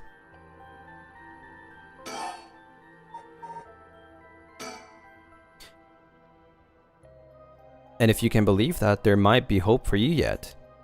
You can't be serious. Wait, hang on. I've got another question. You mentioned the rite of resurrection. Are you looking for that too? Does it have something to do with the 7 mysteries of Honjo? Oh, you're sharp. I could cut my finger on you. What? To tell the truth, it's actually the other way around. What do you mean? Well, I started off searching for the rite of resurrection, but along the way I realized that I needed to investigate the 7 mysteries of Honjo first. I see. So, then...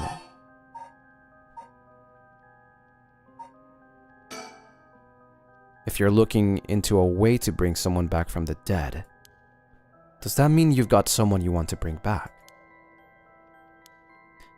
You know what? Forget it. It just came to mind, so I thought I'd ask. I didn't mean to pry. Sorry. No, it's fine. I figured I'd need to tell you at some point. It's Ogopogo. Ogopogo. Yeah, I want to bring Ogopogo back to life. He died in an accident about a month ago. Ogopogo died? Oh right, Ogopogo was my dog. I had him for 8 years. Ah, okay, your dog. Gotcha. You spent a long time together. Losing him must have been really hard for you. Yeah, to be honest, I'm not sure if the rite even works on dogs. But as soon as I found out about it, I knew I had to give it a try. I don't think I could forgive myself if I just let the opportunity pass by. Definitely. Now I understand why you feel so strongly about it. Thanks for telling me. I know this must be hard to talk about. But you know what? All that led me to meeting you. So at least something good came out of it. Though that doesn't mean I'll stop looking, obviously. Yoko. I'll do everything I can to help you. I'm so glad to hear that. Let's keep up the hard work then, yeah? So, about the connection between the rite and the 7 mysteries.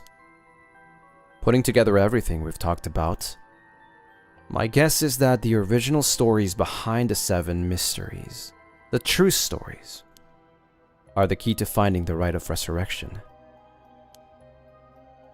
And that's why you're here, searching for one of them. Do I have that right? Wow, 10 out of 10. You're proving to be quite the capable assistant. Wait, since when was I your assistant? Anyway, this is all just hearsay, but some say that what led to the 7 mysteries coming to be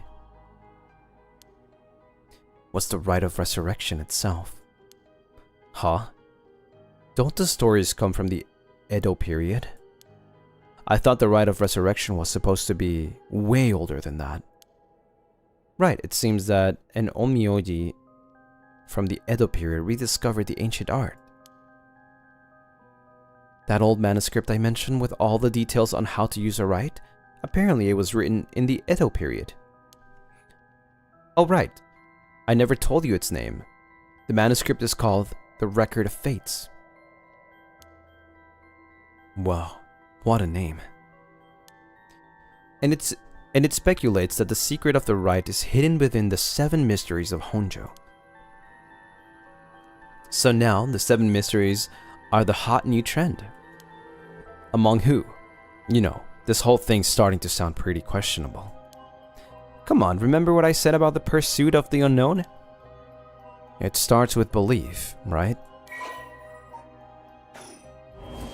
Whoa! What the hell? It feels like the air just changed. Huh?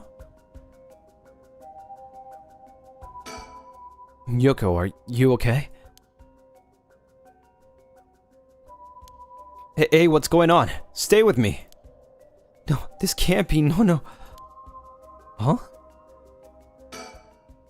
I feel eyes on my back. I can't move. Is there something behind me?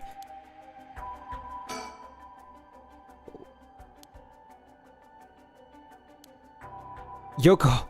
Yoko!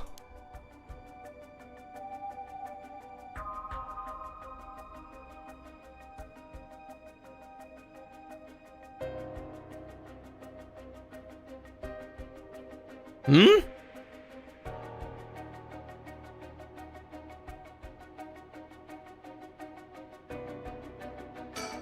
It's no use. She's in no condition to talk. Something's got Yoko really rattled.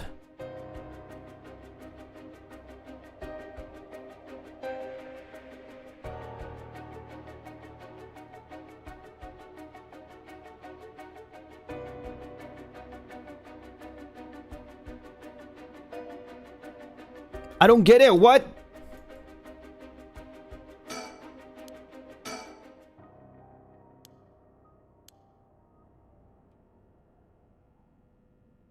Well, the music stopped.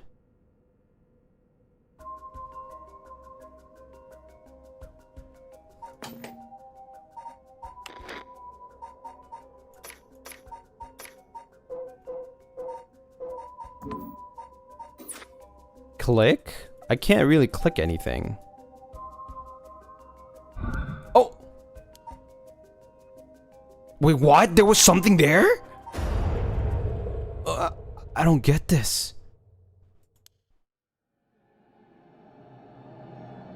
What's going on? Did something happen? Yoko?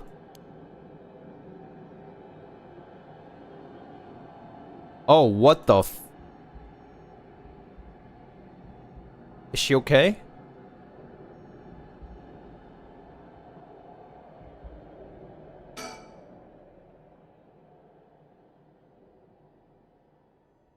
What happened to her? Huh?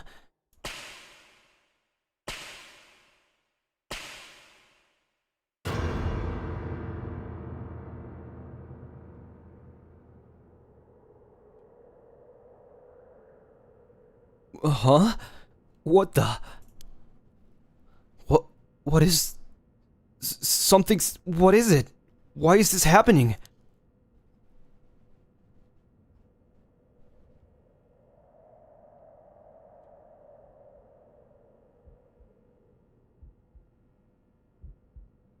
What the frick?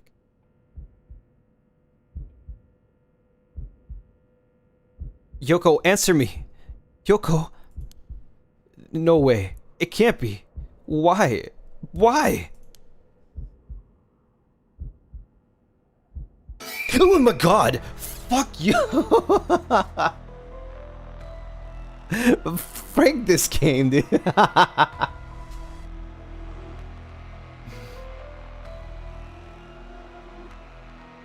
A jump scared me. What the hell just happened? No. Damn it. I've got bigger problems. Yoko? Just hold on. Everything's gonna be okay. Oh god. She's not breathing. She's cold. And I don't feel a pulse. This can't be happening. Okay. An ambulance, right. I've gotta call an ambulance. I need a phone. Right, the phone. I've gotta call an ambulance.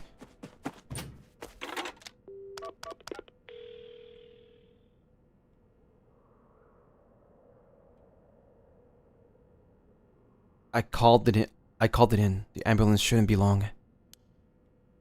But is it going to make a difference? Her body's gone stiff and her skin is cold. And I don't think she's breathing. She looks more like a mannequin than a person now. I don't think there's any coming back from that. I don't get it. Just a few minutes ago, we were chatting away without a care in the world. Yoko. How did this happen? How could someone so bright and bubbly just suddenly drop dead?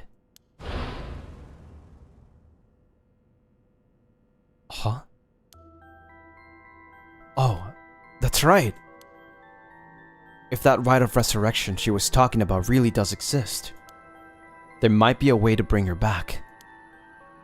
If someone can just drop dead out of nowhere like they were cursed, then why shouldn't there be a way to bring them back to life? Yoko believed in it, so if I believe in her, it seems completely possible. Maybe, just maybe, I can still save her. Even if I've got to deal with spirit senses and curses and whatever, I've got to try.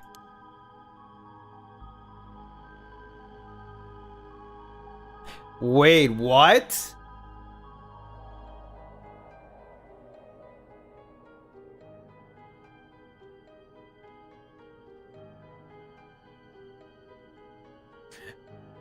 Wait.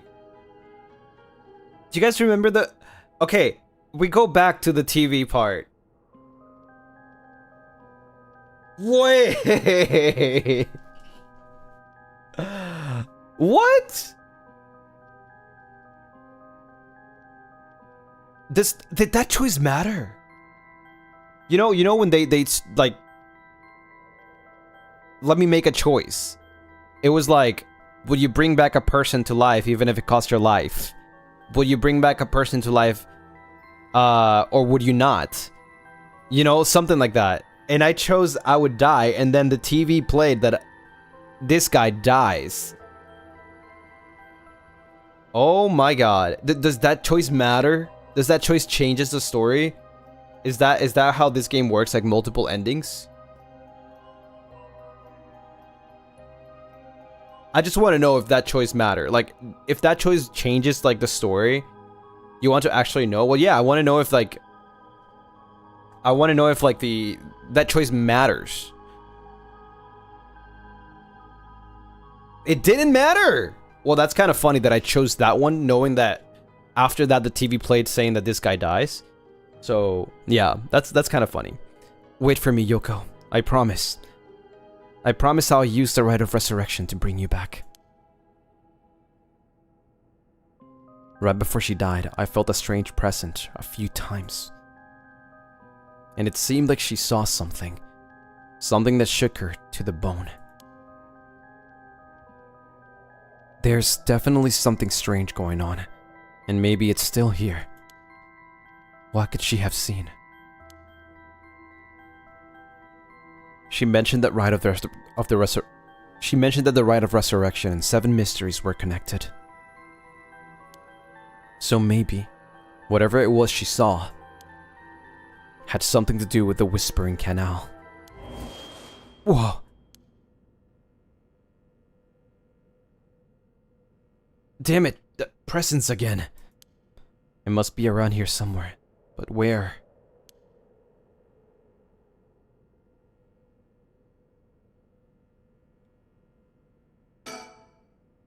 Huh? There's something on the ground. Did Yoko drop this? I didn't notice until now, but there's a small wooden sculpture by her side. It's 3 or 4 centimeters tall. It looks like it could be a keychain, but from how it rotted, it is, it's way too old for that. Despite how tiny it is, I feel an almost palpable malice radiating from it. What the hell is this thing? Curse stone acquired.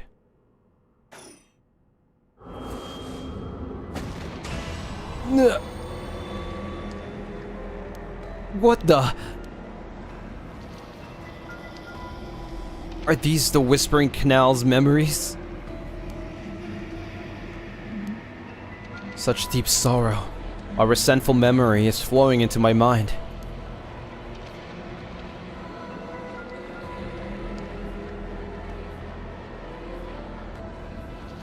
They turn their back, they walk away, leave me behind, drop dead. Kill them. Kill them! Those who walk away. Kill them all. You have acquired the power of the Curse Stone, the Whispering Canal. You can use it to kill those who walk away from you. Press the Use Curse button to kill your target as they attempt to depart. What? A murderous impulse seeps into my soul like thick black star.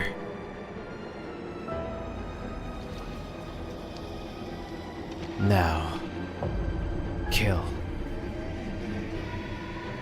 Can you hear it? Curse bearer. You who so strongly desires the right. Kill them. Should you seek life's restoration, take your curse in hand. Reap lives by the score. And claim their soul dregs for your own. Collect enough to sate this vessel. And by their sacrifice claim the gift of resurrection. Or better yet, slay your fellow curse bearers. For theirs are the equal of droves of lesser souls. Now go forth and kill. What? So wait, she had that? I'm so confused right now. Hold up. What the hell was that? It was like the cursed memories flowed directly into my mind. In an instant, I understood everything. When I picked up this curse stone, the Whispering Canal must have cursed me. I also heard a strange voice. It told me that if I want the right, I have to kill a bunch of people with this curse stone and collect their souls. I guess it's good to know that the right really exists. But this thing wants to kill people to get it? Screw that! Putting my own life on the line is one thing. Murdering other people is another thing entirely. And not just one person either. Scores, it said. So this is the curse of the Whispering Canal, huh? A curse that traps the soul of anyone who tries to walk away from me. But if I use it and collect enough souls, then I'll be able to bring Yoko back. And there was something about other curse bearers being worth more soul dregs. Jeez. I'm really at a loss here.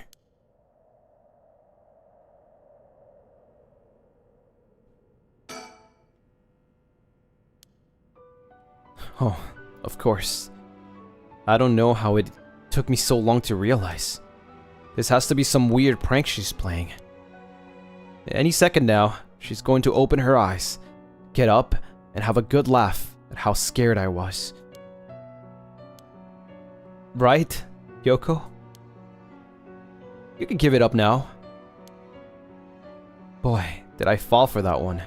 You really got me good. Wait, no. I've got it.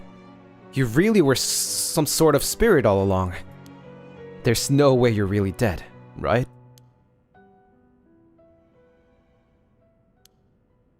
I'm not even fooling myself anymore. There's no going back. Only forward.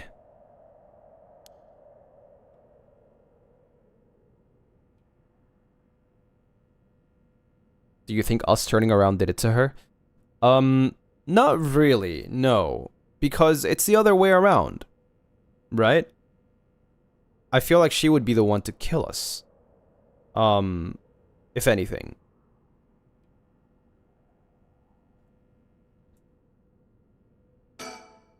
Huh? The hell is that? It looks like a light floating in midair.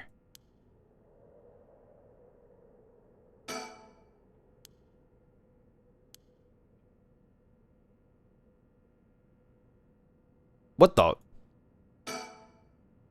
Hmm? Now that I look closer, is there someone there? Hey! Who's there?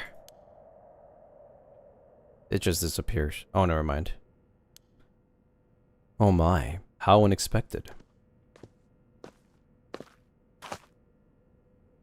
It was your curse that killed that poor woman, I take it. What? Cat got your tongue, Mr. Okie? Huh?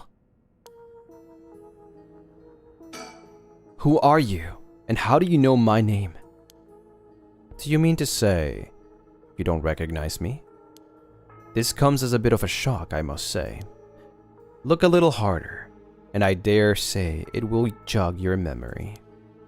What's with this guy?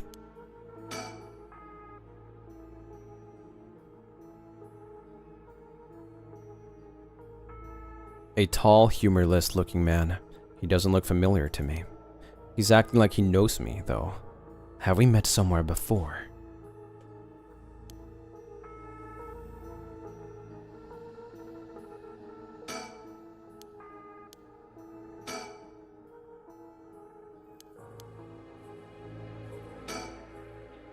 That man.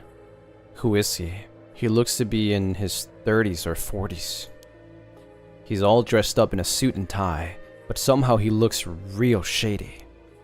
What's he doing here? Was he watching us all this time? Something tells me curses are nothing new to him. If he's one of the other curse bearers, then I need to be careful. He might be here to kill me and take my curse stone. But by the same token, killing him will net me a lot of soul drags.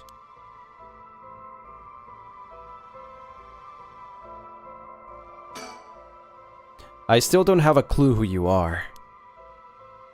How do you know me? Have we met? Dear me, it is always humbling to find that one is not well known as one believes. Perhaps my name will help you remember. I am Takumi Yumioka. No? Takumi Yumioka. Does that ring any bells? I think I've heard that name somewhere before. Maybe. So do you not even know my name? How disappointing. Disappointing, but fortuitous.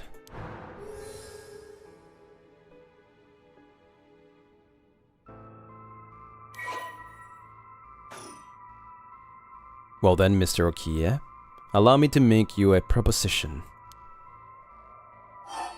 You have a cursed stone in your possession. I would like you to give it to me. I can't. I needed to bring back Yoko back to life. Oh my. So you mean to use it then? You know about the 7 mysteries of Honjo and their curses and all that, don't you? But of course, those curse stones, they are terribly dangerous things, capable of killing without a trace, so long as their conditions are met. I hadn't thought of it that way, but yeah. Imagine what might happen if one fell into the wrong hands. They would be safer in mine, don't you agree? Although it seems I arrived too late to stop you from killing that poor woman. What are you? That wasn't me. I am willing to overlook your indiscretion, but only if you give me your curse stone. No way in hell. For all I know, the wrong hands are yours. Very well, I had hoped to settle this amicably, but you leave me no choice. This Takumi guy must have a curse stone of his own. Takumi from 100 line? Oh, that's how he is. Naruhodo.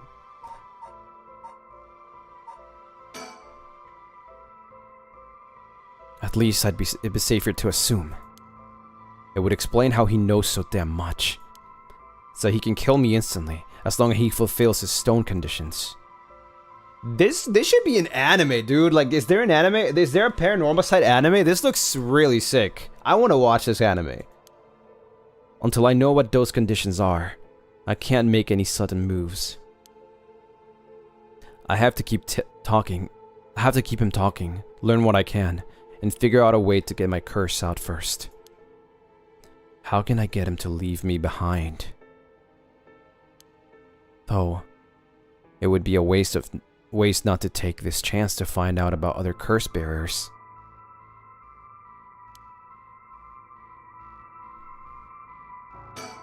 I need a topic that'll keep him talking. My best bet would be...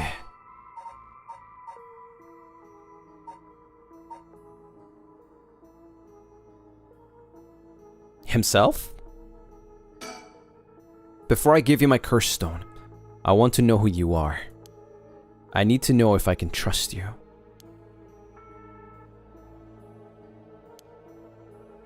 A reasonable enough concern. Very well.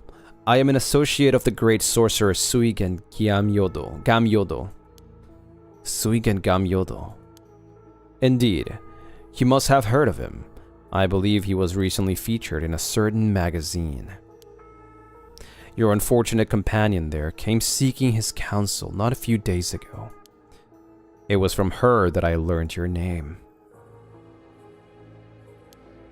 I thought she would have mentioned me to you, but it seems that was presumptuous of me. And when did this happen? Why, just 2 or 3 days ago. Gotcha. Yeah, I'm not buying that.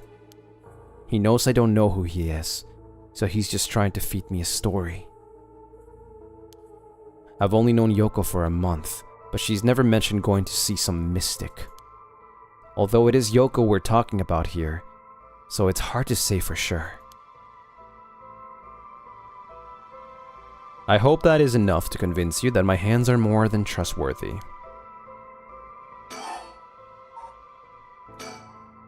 How do I know it wasn't you who killed Yoko with your curse? Mr. Okie, if you are hoping to trick me into revealing whether I possess a curse stone, I assure you, you cannot. It is your curse that was responsible, Mr. Okie, no matter what you might tell yourself. That doesn't make sense. I only found this after Yoko died. Oh? Don't play dumb. I know you're the one who did this. Whether you choose to believe me is your prerogative, but you are mistaken. But you should know that multiple curses awakened at once at the stroke of midnight. There are many other curses in Honjo, and many other curse bearers. It is not premature of you to assume that I am one responsible. Wait, so you're saying that at midnight a bunch of people became curse bearers? There's no point in continuing this conversation for all I know. He could be telling me anything.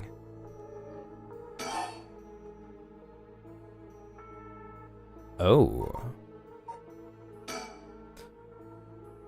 For each of the 7 mysteries, there's a curse and a curse bearer, right?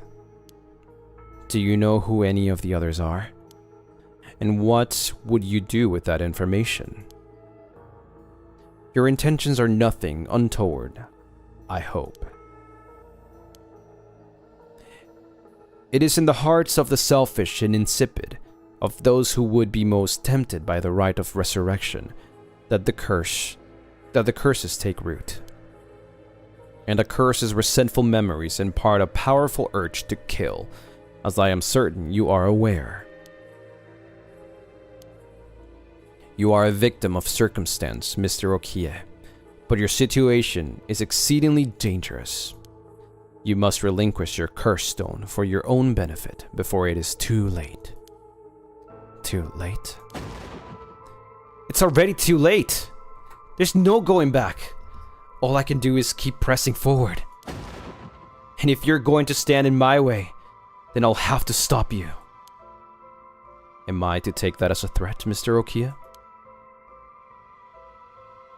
I would encourage you to exercise more discretion before you fall foul of a curse. There's more to talk about her, huh? Why are you so convinced it was my curse that killed Yoko?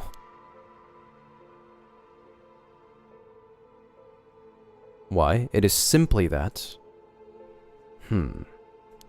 Huh?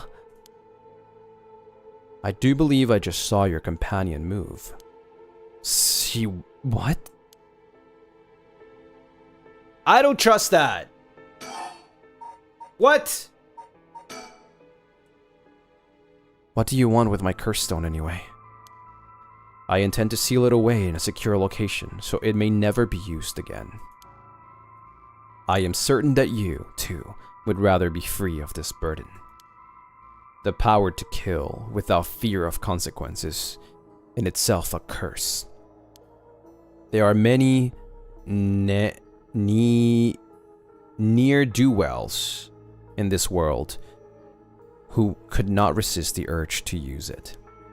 All the more so if promised the chance to resurrect the dead. You'll seal it away? How? I will put it in the care of a sorcerer who is well versed in supernatural matters. If I have gained your trust, I must ask you to hand me your curse stone. Yoko? Wait, she doesn't look any different.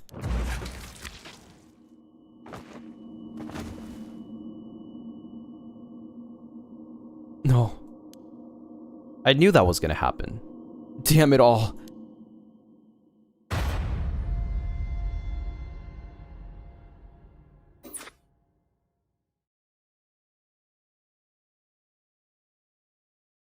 My, Lucien, you seem to have arrived at a less than favorable result. This is mere conjecture on my part, but perhaps you ought to be more careful about turning your back on unscrupulous individuals. Fear not, you may make as many attempts as you please from before your unfortunate mishap. Very well, just remember, whatever you do, do not turn around. Wait, I'm so confused. What? So when I turn around, she died. But then I turn around again, and then I die. What? Oh, wait.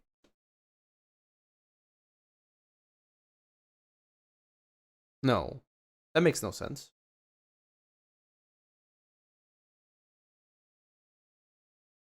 No, that makes no sense.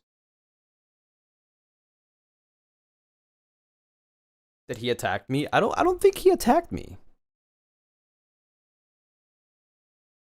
He killed me.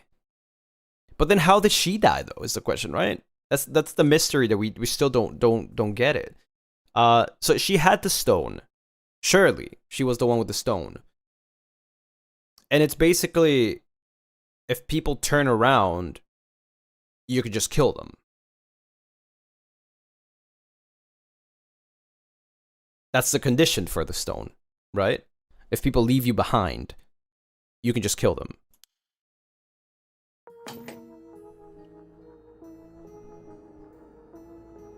Yeah, turning around is basically like leaving behind.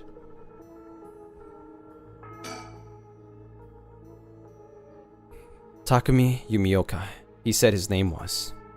He hasn't taken his eyes off of me for a second, even now. He's still staring right at me. Who the hell is he?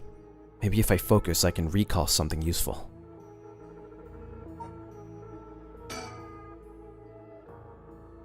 How the hell does he know me? It's not like I've been getting out much. I barely have a life outside of work. Wait, that's it! My work! That's how he knows me. I've never actually met him, so it totally slipped my mind.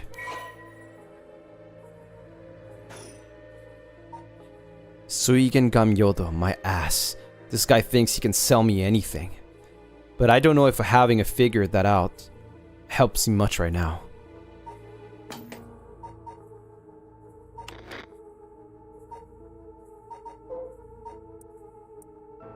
Curse. Right, okay.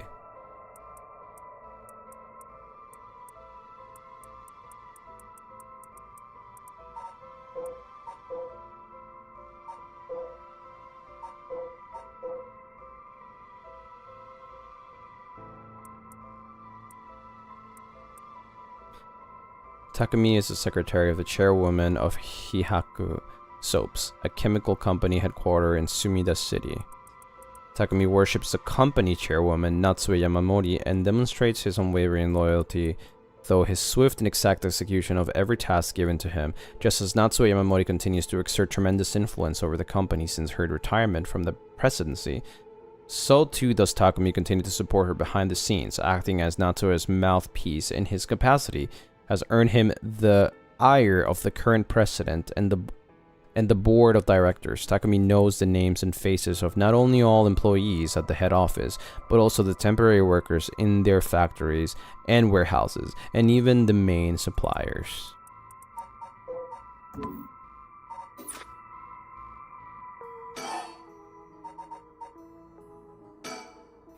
Suigen Gamyodo, my ass. I know who you are.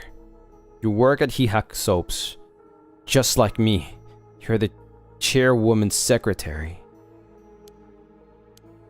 Well, that took you long enough. Your lack of company loyalty is frankly astounding. Allow me to reiterate my request. Then, not as a stranger, but as your superior. Hey, we're not at the office. You don't get to push me around like that. Why is our chairwoman's secretary even out looking for curse stones anyway? I refrain from revealing myself precisely to avoid such questions, but I suppose needs must. Since the dawn of the Showa era, the land of Honjo has nurtured our company's growth, and vice versa. It is our duty to ensure that curses do not take root in this land we know as our home. I'm not sure I buy that. Like many things, it is not a matter that concerns the rank and file.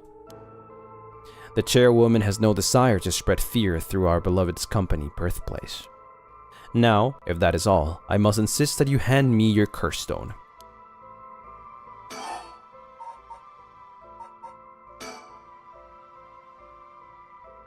What are you doing?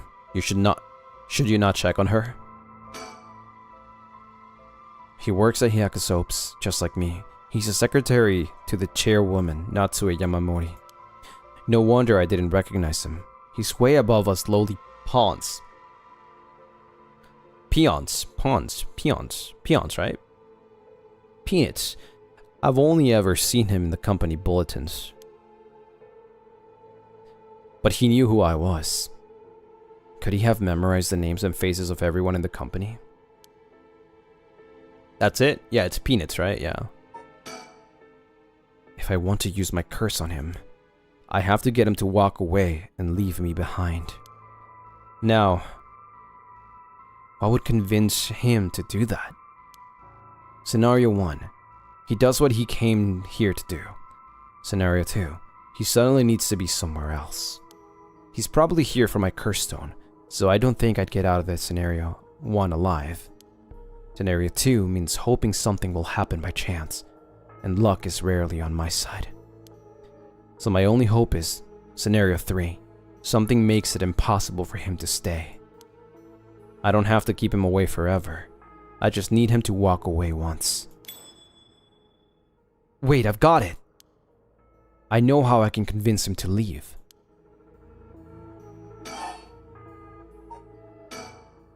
Oh crap, I totally forgot. What is it? Hand over the curse. Oh right, I forgot to mention. I called an ambulance. It should be coming any minute now. An ambulance? Have you lost your mind? They will arrive to find you standing next to a corpse alone in the dead of night. No doubt, they will hand you over to the police, who will have some questions for you. Probably, but I'm sticking with Yoko. Unless you want to join me in the interrogation room, you'd better get out of here. You're telling the truth, I see. They are getting closer by the second. I cannot afford to be waylaid at this juncture. I fear I must take my leave. But he hasn't turned around. I can't use my curse, right?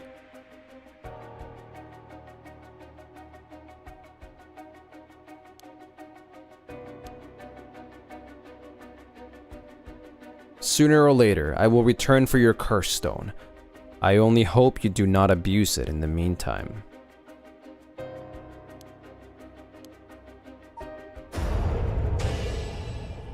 Ugh. There you go.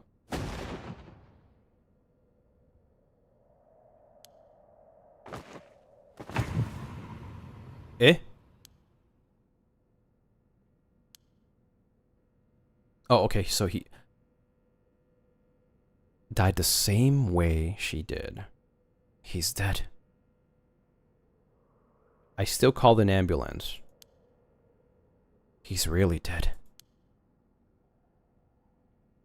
So this is what a cursed stone can do.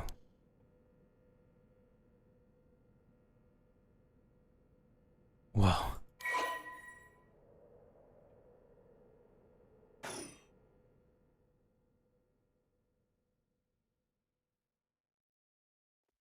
I could have just let him go, though.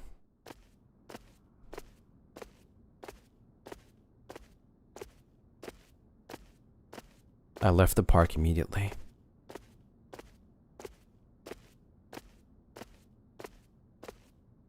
Yeah, this must mean Yoko turned away from someone.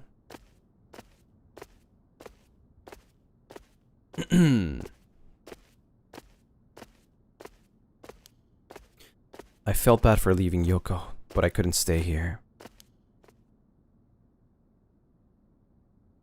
Yeah, I don't know, to be honest. That's the thing.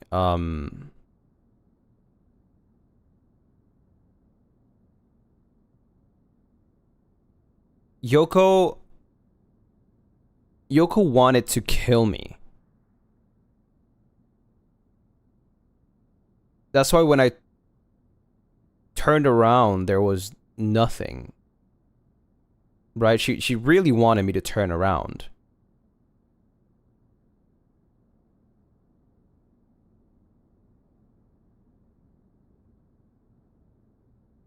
But why did she die instead?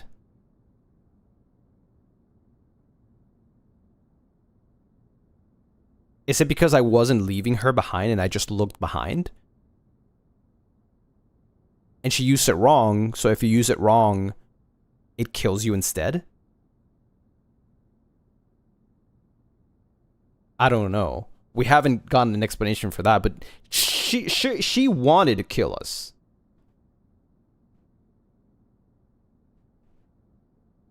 Right? We'll figure it out.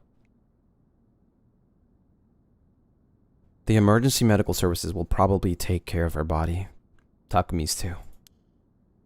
This will be all over the news tomorrow. But until then, at least I know she'll be in a safe place. Alright. I have to find my next sacrifice quickly. I've got no time to waste. I need to find the other curse bearers and collect their souls. Killing Takumi barely got me any soul drags. It only got me one, so he was not a curse bearer. I guess he mustn't have been a curse bearer after all. It's not enough. The soul of a non-curse bearer amounts to little more than leftover breadcrumbs. I have to think of places where the other curse bearers of the 7 mysteries would be. The curses were activated at around midnight. The others are bound to be active still. I should check to see if there are any other places with connections to the mysteries nearby. At the very least, another curse bearer might be thinking the same as me, meaning I could run into them. Let's see. Which of the 7 mysteries are closest? How did he kill us before? Did he whack ya? I think so. I think that's just exactly what happened. He was not a curse bearer. I think he just killed us. He just, yeah, attacked us from behind. I'm in the Kinshicho area right now. The hunting clappers are on the other side of the Oyoko River, just over Shumoku Bridge. The foot-washing mansion and the ever-burning lantern are around South Warigesui Street. Past the train tracks. Holy frick, it's almost been 3 hours already? Damn! We're only at the start of the game. Further along Oyoko River, I'll find the beckoning light at Honji Bridge.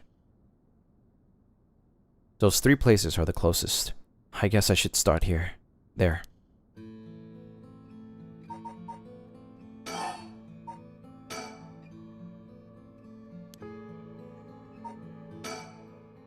I'll collect the other curse bearer souls before dawn and bring Yoko back to life. I should go to another location connected to the 7 mysteries of Honjo.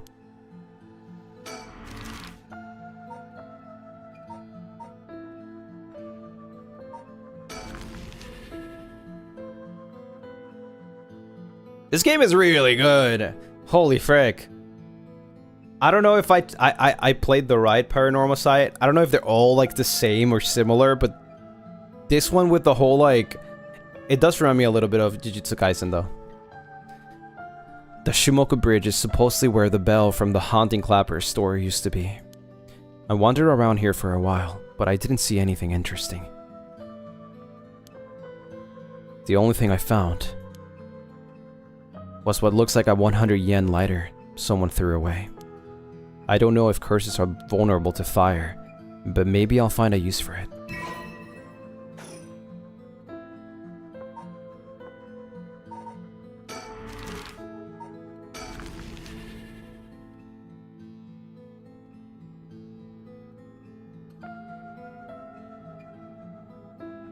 Both the foot-washing mansion and the ever-burning lantern are from this area.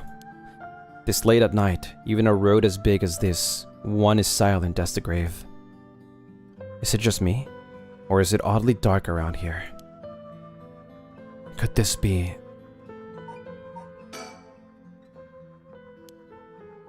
Is this darkness the work of a curse? Have I already fulfilled its conditions to kill? Should I get out of here? Or should I stick around and figure out just what I'm dealing with? I'm gonna die here, just by looking, I think. I know it's past midnight, but it still seems oddly dark around here. And this feeling is the same as from before.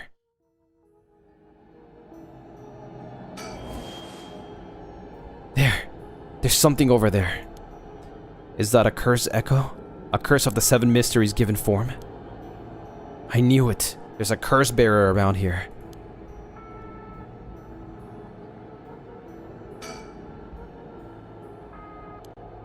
It doesn't seem hostile. Is it trying to tell me to come closer? What should I do? Nothing's gonna happen if I just sit and wait. Let's check it out.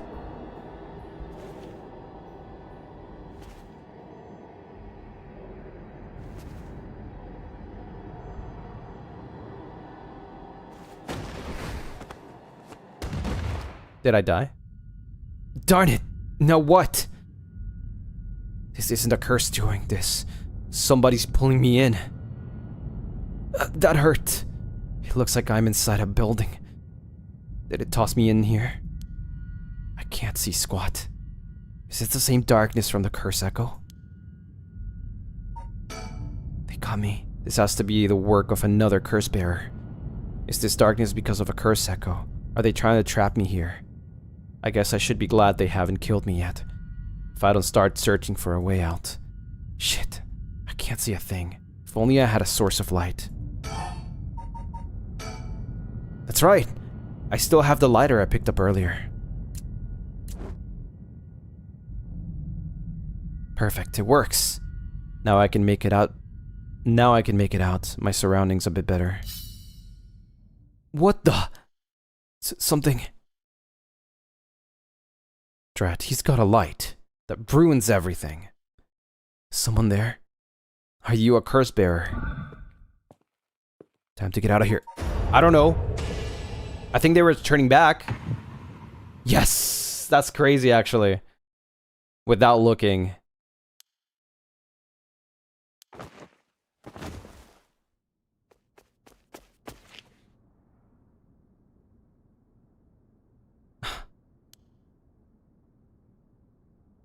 That was a close one. I didn't catch a glimpse of the curse bearer, but it seems like I'm alright. Wait, that's actually kind of crazy because if I came here first, I would have just died. So I went right by getting the lighter first. The cursed stone of the Whispering Canal has gained 30% soul dregs.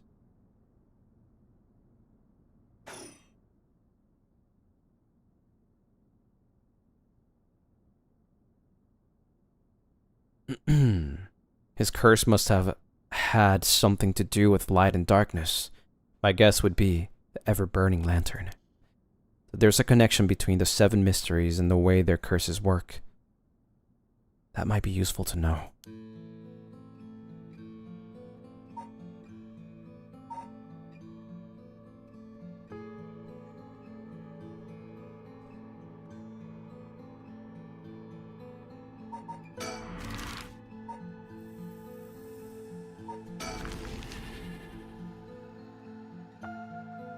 They are different curses. Yeah, they're different curses. Oh! I'm here at Hoonji Bridge, the location linked with a beckoning light. The beckoning light should be around here somewhere.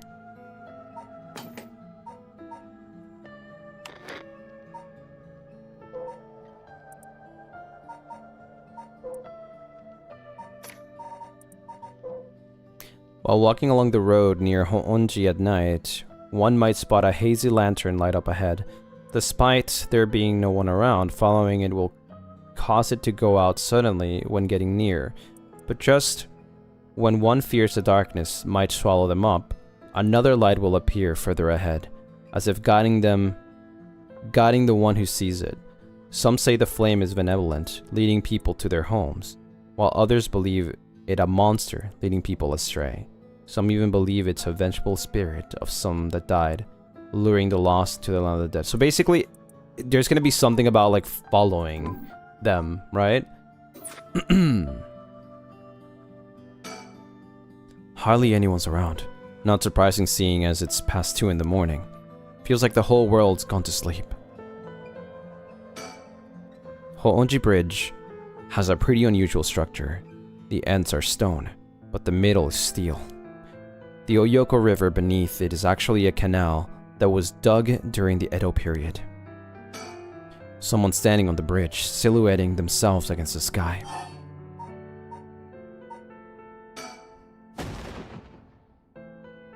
Wait. Fine, I'll go first. Whoa. I see. Interesting. Well now, this is a surprise. It's Michael Jackson. Holy frick. Hee hee. Eh?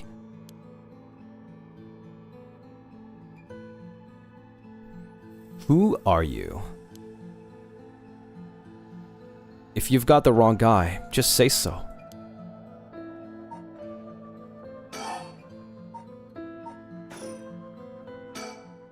Along with one super shady looking guy. Only a curse bearer would have any reason to be here around this time. Maybe I should talk to him. See, here's the thing though. You don't know who is a curse bearer and who is not. Do you want to kill everyone? That's the thing. I'm gonna eat my sandwich for now while I ponder about this event.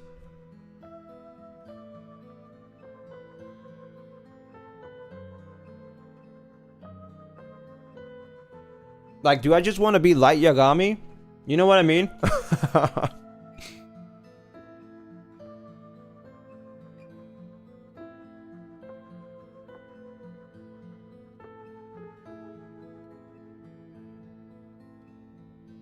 I don't know if you guys noticed, but that's kind of the vibes that Shoko is giving me. It's Light Yagami, right?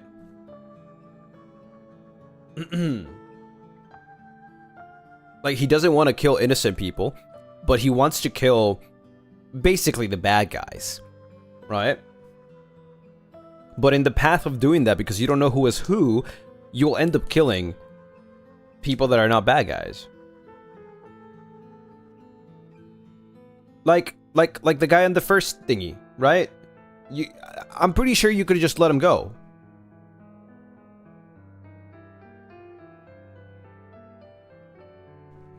Technically, other curse bearers aren't necessarily bad. No, they are. Every curse bearer, even ourselves. You have to kill people to resurrect.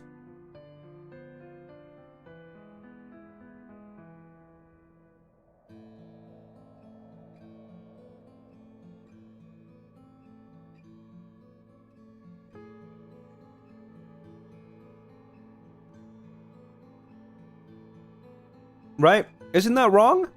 I feel like that's wrong. Even what we're doing is wrong. But at this point, we're kind of like against the wall, right? We're kind of against the wall because like there's clearly going to be people killing people or trying to kill us. So we're protecting ourselves. But still, it's wrong. We just literally killed an innocent man. And you're telling me they're not necessarily bad? We are. We're freaking Light Yagami.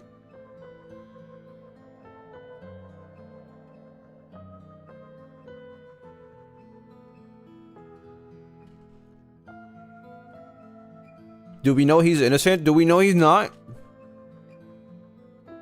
Can I judge people? Again, am I Light Yagami? Am I freaking Kami-sama?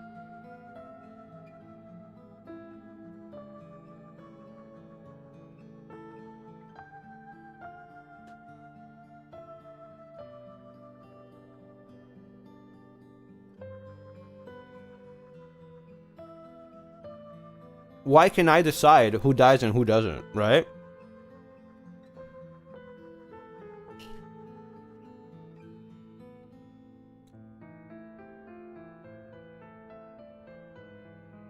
Our main character is straight up a murderer already. Right? Even though there's no consequences apparently, because technically you don't touch them, right? But you decided to do it. So our main character is a murderer.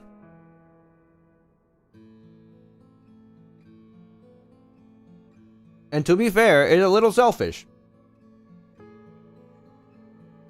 Because he's doing it to revive somebody. He's doing it to gain something from it. Right?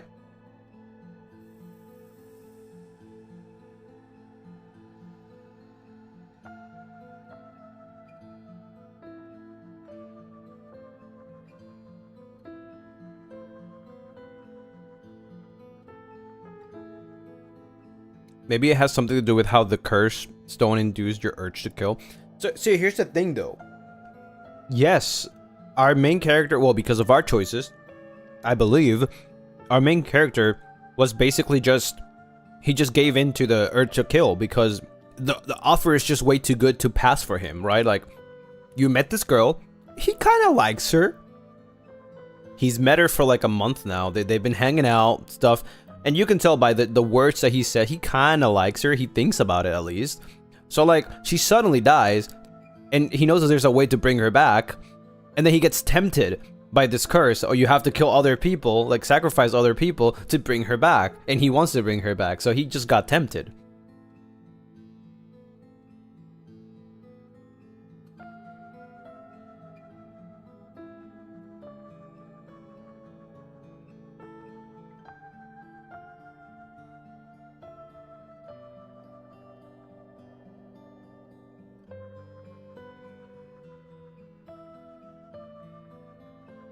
The cursed stone feeding on human greed? Circumstances and timing, I guess. Yes. It is.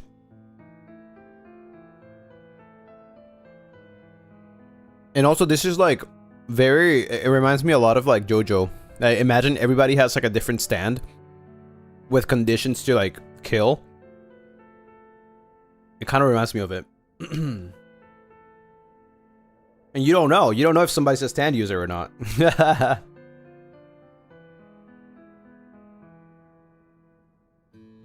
It's a lot more darker JoJo, I guess.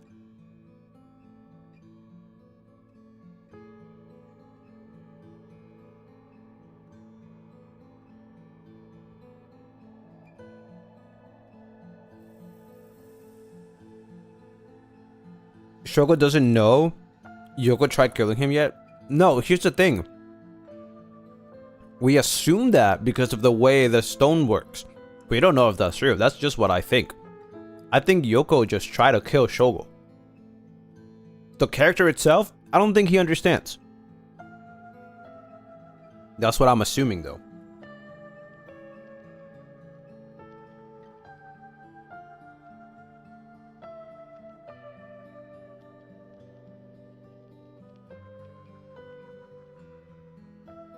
I don't understand why she died. Is it drawback?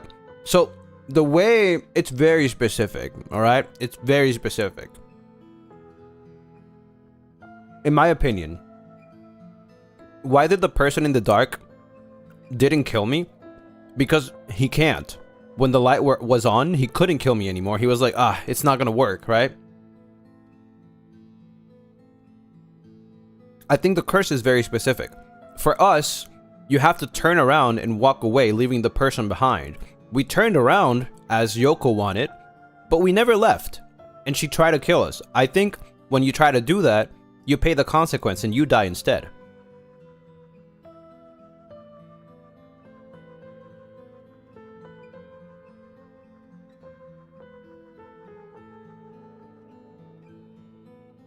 I think it's very specific.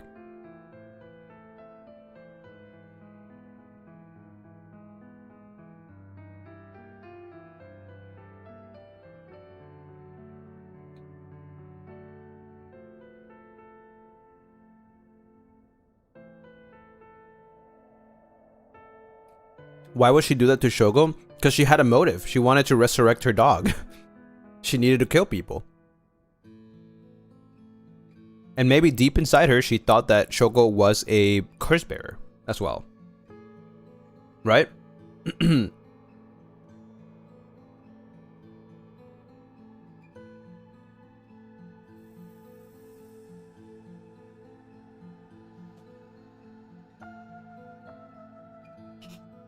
That would make sense. I think it's pretty intuitive.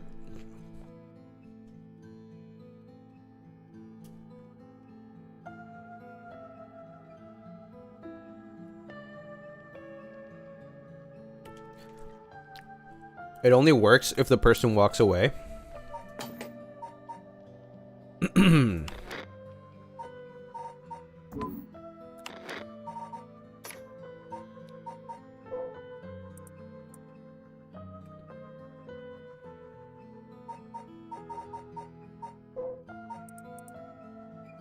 I don't know if it says it somewhere.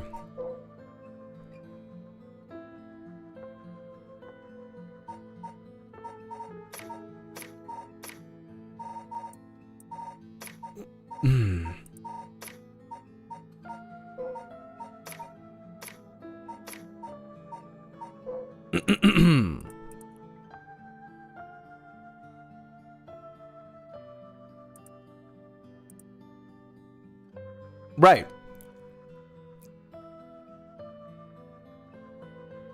Those who ignored the voice found themselves unable to move and their previously full basket of fish emptied. They would be dragged into the canal, never to return.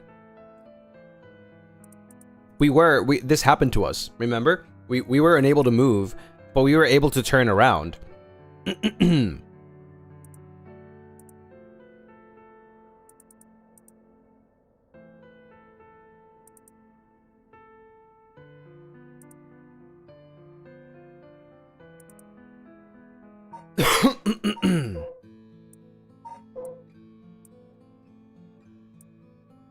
I just want to see if I can, like, read mine.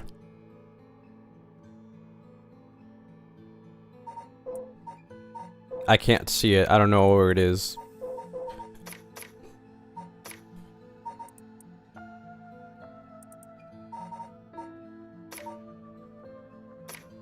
Anyways.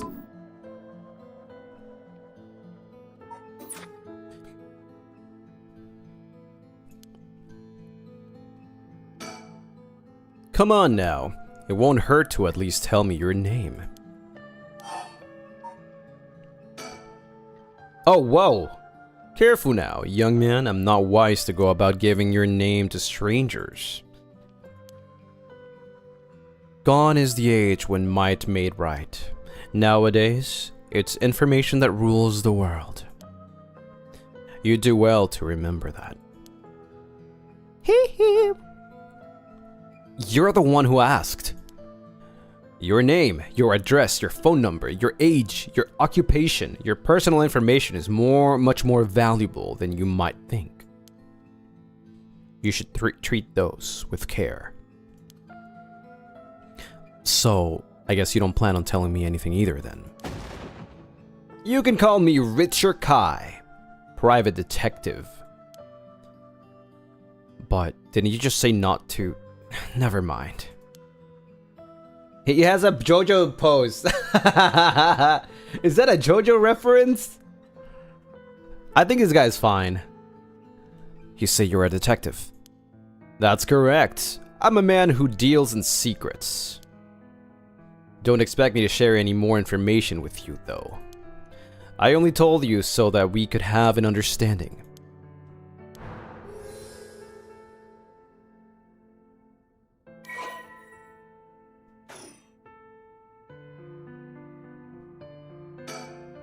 He's a flamboyant fellow. I wouldn't bat an eyelid if this were the inner city, but he stands out like a sore thumb in these parts. What's a detective doing around here? Working, and that's all I'll say about that.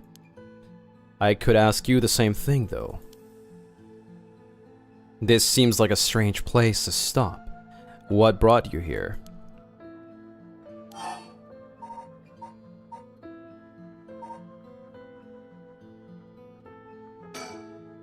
I saw a strange man lurking around. I see. Then let me ask a different question. Why did you go out of your way to strike up a conversation with that strange man? I'm looking for someone. I figured it was worth seeing if you knew anything. You don't say. In that case, I just might be able to help you. Can you describe the person you're looking for? Damn, he's good. He's good. I like this guy.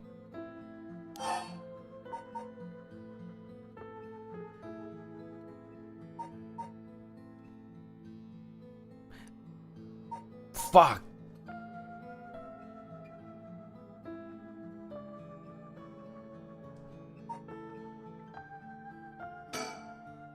No, don't worry about it. I think I'm in the wrong place anyway. If you ever need a hand, I'd be happy to help. It's all in a day's work for an investigator extraordinaire. Thanks. I'll try looking somewhere else for now. Really? Well, I'm sorry I couldn't be of any more help. Damn, he is good!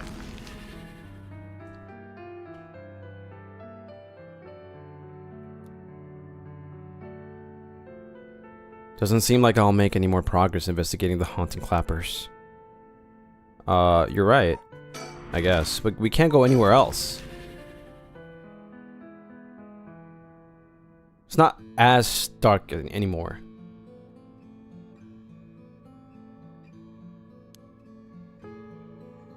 Maybe there's something here.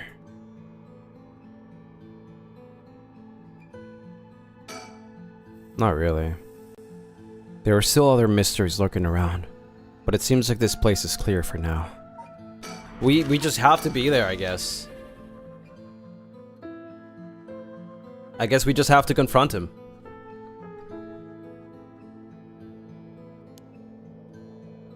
Something else you need? No, I'm just passing by. Is that so? Ah, that's right. I meant to ask. You have a light on you. A light? You mean for cigarettes? Well, I've got this cheap one I picked up, but that's it. Oh no, this'll do nicely. Are you sure?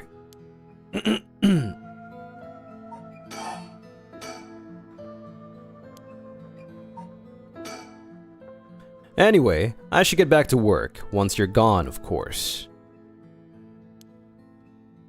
Is there a reason I can't be here? Of course, my work is top secret.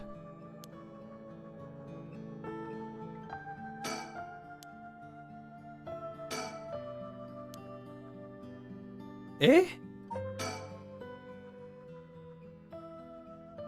It doesn't seem like he has anything to do with the curse bearers. I should move on. If he's been here for as long as he says, there's a good chance he's seen something. I don't think it's worth asking. He seems like all kinds of trouble.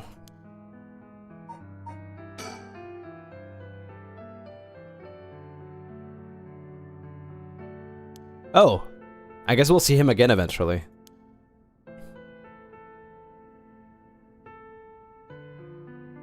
First, around Midoricho Park, at the end of South Warigasui Street, is the Taiko of Tsugaru.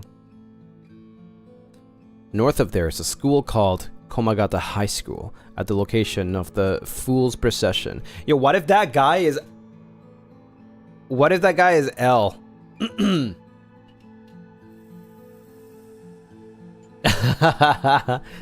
Why is he the detective? What if he's L of the game?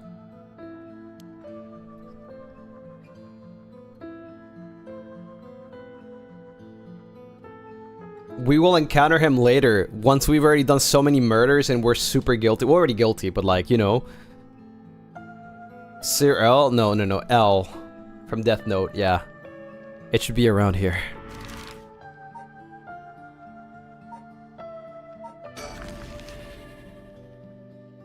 Or, is this the same park? Ooh, there's people here. There's 2 people. Location of the Taiko Tsugaru, one of the 7 mysteries. Oh, someone's there. 2 men, one middle-aged, and the other a young adult, talking to each other. There's a good chance that one of them could be a curse bearer. I'll try to scope things out without being spotted. To pick up their conversation from the distance, you'll have to focus in and watch them for a while, I think. Wait, hold on.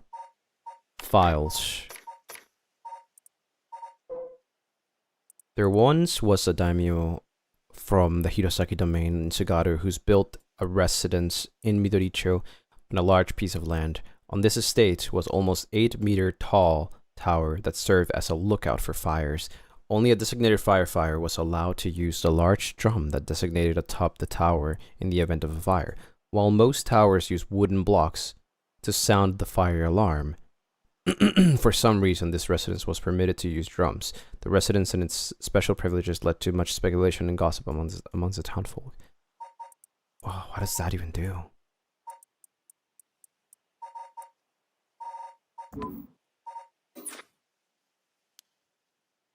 If it looks like I'll be spotted, I'll quickly hide behind the tree to move on the line of sight.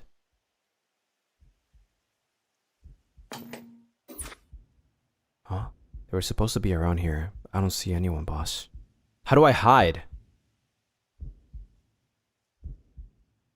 No need to get ahead of yourselves. I'm gonna be spotted because I don't know how to hide. Maybe you're right. But still, the 7 mysteries. Huh? Was there a noise from behind us just now? Hey, who's there?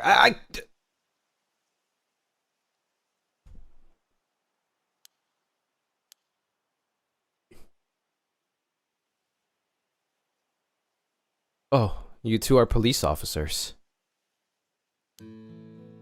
People often say we don't look it. Sorry if we startled you. I'm sure there's no problem. We'll have to ask you some questions as procedure.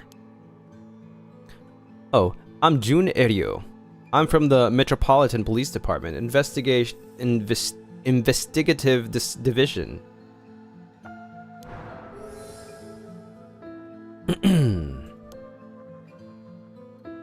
And this old guy with the scowling mug is Chief Inspector Tetsuo Tsutsumi, my superior officer. You wouldn't guess from that frown, but he actually has quite the sweet tooth. Erio, quit blabbering.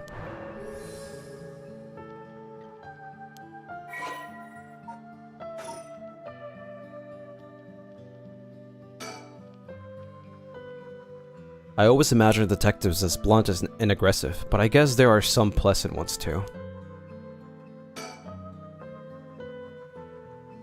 He's as intimidating as I expect a veteran cop to be. First that private detective, now police detectives. Why today of all days? Now first, can you show me some ID with your name, address, and occupation? I'll be okay. I am better off just going along with it. Wow, you work for Hihaku Soaps. I hear they've been raking in it lately, that's true? I don't know how much about that, I'm just a recent hire. People are loving that new hair product you have. I use it all the time myself. Thanks for your patronage. Hey, do you use hair products? Get with the times, boss. Guys nowadays all use these things. Isn't that right, Mr. Okie? Yeah, sure. We even make the men's cosmetics now. That's so. What a time we live in. Sorry, boss. Sorry, boss is a kind of caveman who thinks using only a bar of soap for all his washing makes him cool or something. I don't think that. I just don't care enough to use anything else. Actually, we do have all-in soaps for just that purpose. There are plenty of people like you. Ha! Hear that, Erio? That's what I'm talking about. You should put out some more of those. Aren't you riled up? Anyway, Mr. Okie, what is it that you're doing here? Actually, I'm searching for the 7 mysteries.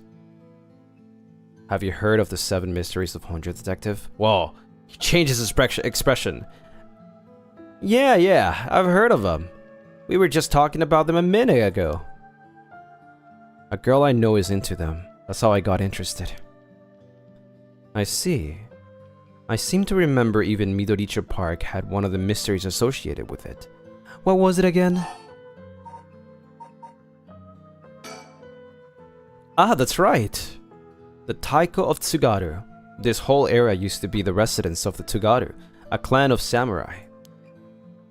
So that's why you were hanging around in the middle of the night. Discover anything interesting? Nothing, though I admit I haven't been looking into these things too hard. Right, I think I understand your situation. Thank you for your answers. Now it's quite late, so you'd best be heading home.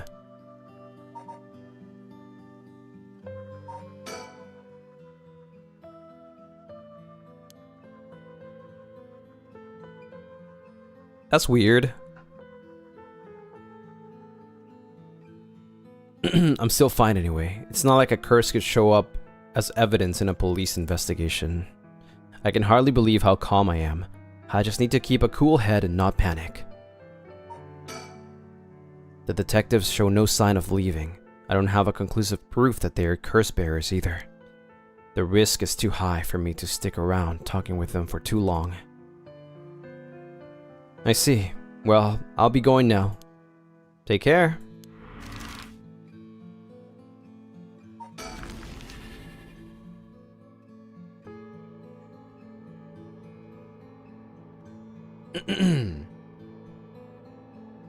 Here I am at Komagata High School.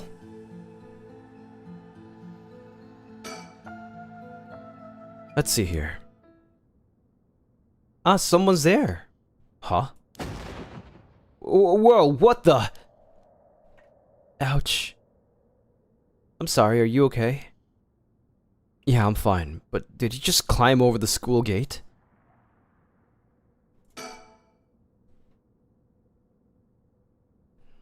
A girl in a school uniform came climbing over the front gate. She must be a student here. School uniform at 2 a.m.? That thing she's hiding in her hand. No doubt about it. That's a curse stone. This girl is a curse bearer. What's going on? Why are you at school this late? Well, I'm really sorry I'm in a big hurry right now, so I gotta go.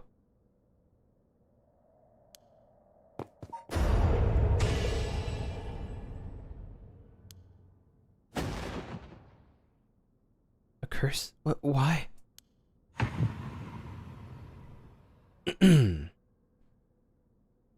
Mio, I'm sorry. It's kind of crazy because they don't know how the other... I think the one that we have is just so OP. She didn't even do anything. What do you mean? She was a curse bearer! I already committed.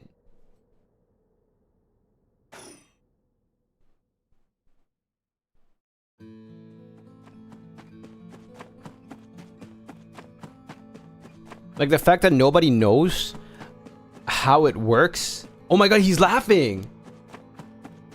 I killed her. Yes, I got a curse bearer. This is working. I just have to keep it up. Yeah, this guy's just Light Yagami. He's losing it.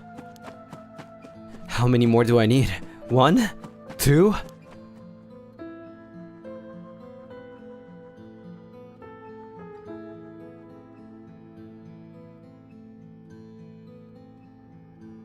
Alright, on to the next one. First, the one-sided read by Ryogoku Bridge. Then the evergreen beach at the former Yasuda Gardens along the Sumida River. Finally, Sumida River.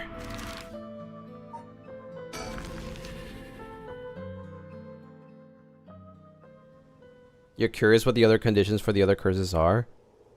They're probably a little more complicated. There was some kind of incident here recently, so the entrance was closed off. But it was easy enough to sneak in since there are no guards at this time of night. However, it feels weird being in these magnificent gardens after hours. There's not a visitor or groundskeeper in sight. The Ryogoku Public Hall is also on the grounds.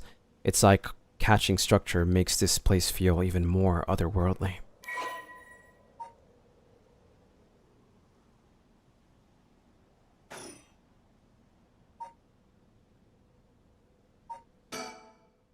The question is, what do I do about this? Whoa.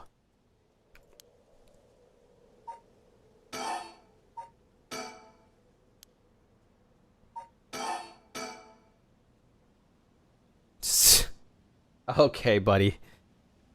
Frick you. Oh my...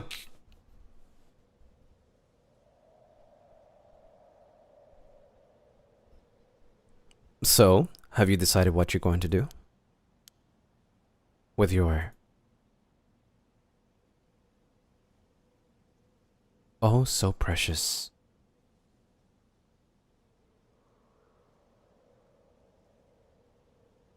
Curse... stone?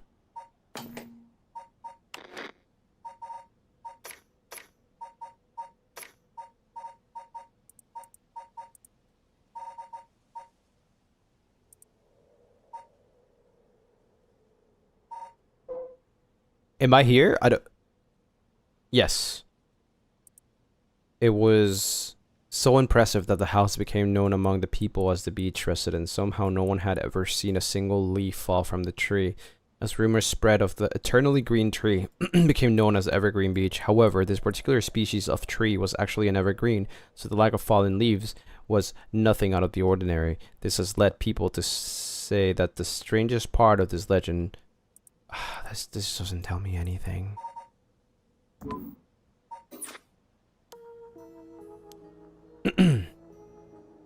Yeah. As soon as I snuck into the gardens, a woman inside called out from behind me.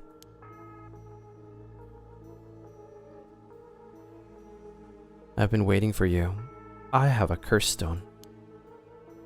Her sudden proclamation had me at a loss of words, so the woman continued. I have you in a position where I can use my curse on you whenever I please.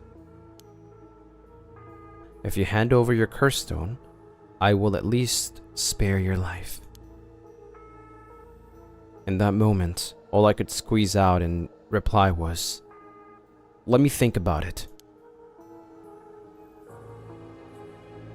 Which brings us to now. Alright. A woman in her 30s. She has a refined air about her, like she was brought up in a family of high social standing. But I also sense a shadow hanging over her. I wonder if it has to do with this place.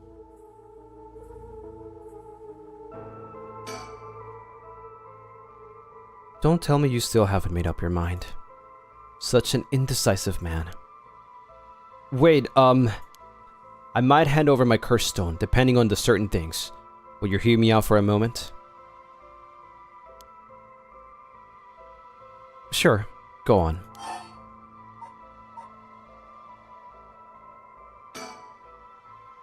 If you take my curse stone, what are you going to do with it?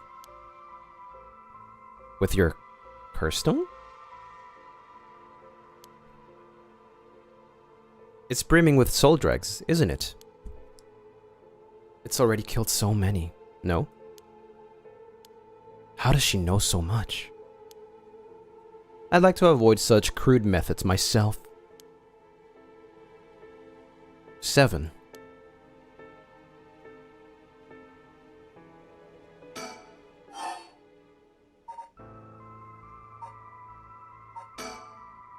If we're going to talk, we should get to know each other better. Stop. Huh? Let's not do that, alright? If I know your name, I might start to feel sorry for you.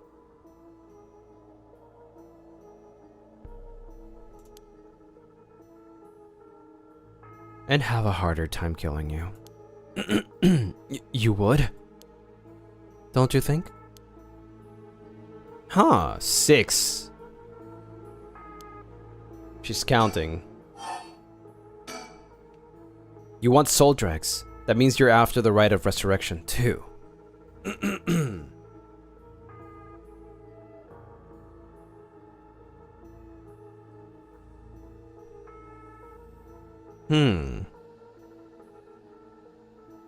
Interesting.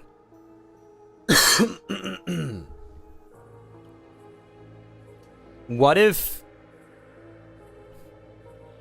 Wait. I have a dry throat. Interesting. What if her...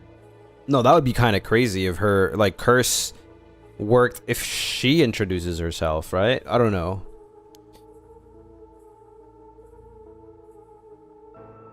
That'd be kind of OP, no? Not that I'm trying to compare our circumstances, but can I ask what led you to this? Oh my. Do you mean that if my situation is more dire than yours, you'd give me your curse stone to me? Sure, I'd consider it. So tell me. Liar. Huh? You wouldn't hang your fate on something as superficial as that. Nor would I. 5.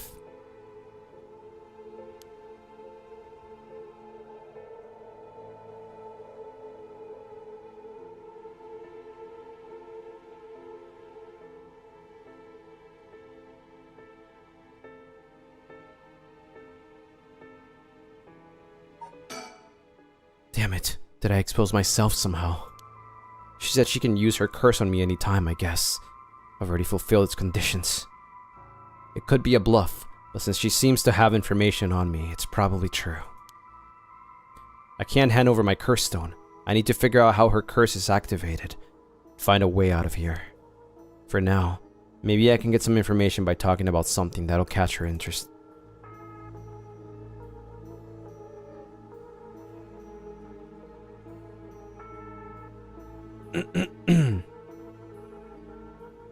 What is it though?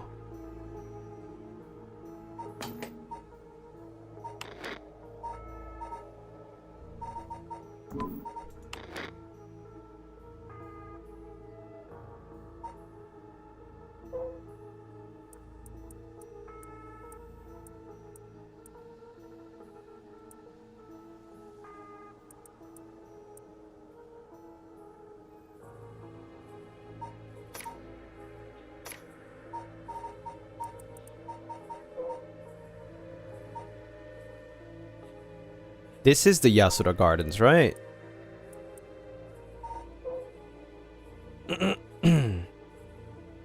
I wonder how this one worked, actually. When walking around his estate, he heard the sound of music, much like that of a Kaguya performance. He commanded his people to find the source, but no matter how much they searched, the music would fade when one near the Warigoi canal.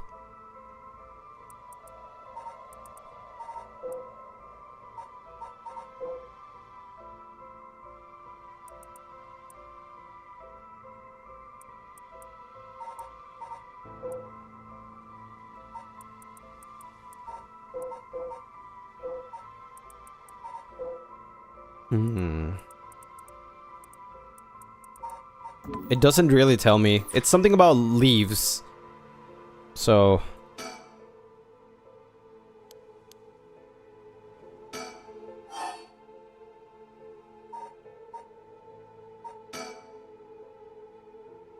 Can you take the soul dregs from other curse bearers' stone and add them to your own? Who knows? But you have to admit it's worth trying. So basically, you want soul dregs, but you steal the ones others have gathered because you don't want to get your own hands dirty. You're half right, but half wrong too. I don't mind getting my hands dirty. I just want to end this with as little trouble as possible. Understand?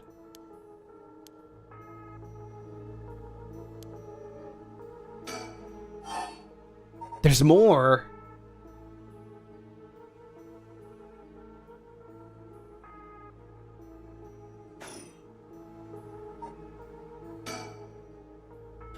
What condition have I fulfilled since the moment I stepped foot in here? Something that I'm still doing even now. Think what it could be. Maybe something I have on me. If I suddenly stripped naked on the spot, I just might be able to avoid her curse. No, that would take too long. She'd probably kill me before I even got my shirt off. Plus, I'd look like a creep. The other possibility is that the condition has to do with the location we're in. If being here is what activates the curse of the Evergreen Beach, then I'll continue to meet that condition as long as I'm here, in which case there's no escape. She'd activate her curse before I ever got away from the gardens. I'm sure I'd recognize it after setting it off, but it's not like I'd get to do things over.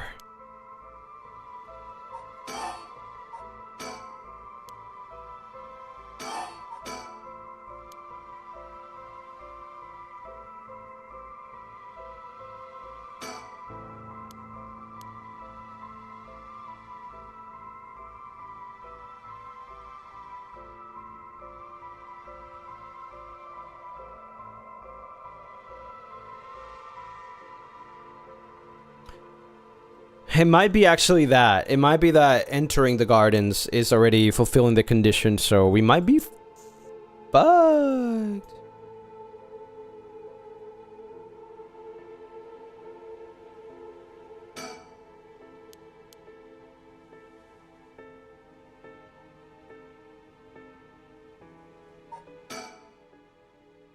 So if I can't figure out her curse, I'll have to set off my own. Set off my own. I don't see how I can make her leave, though. Not while she has the upper hand.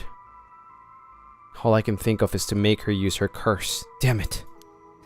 There's no way I could counterattack after she curses me.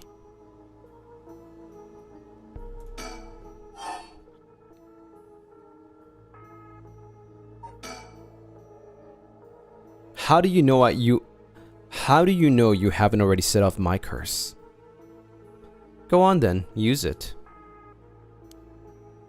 If I had, you could have activated it without all that bluster. And yet, here you are. Damn, does she already know about it? Or about that student from before? But if she already knows what would activate it, she wouldn't hide it. Because if you know what activates my curse, then there's no way you would set it off yourself. She must not know yet. I still have a chance. Listen. I don't want you to get the wrong idea. About what? Talking like this instead of killing you immediately. It's just a whim of mine. What I mean to say is that you were never in a position to bargain.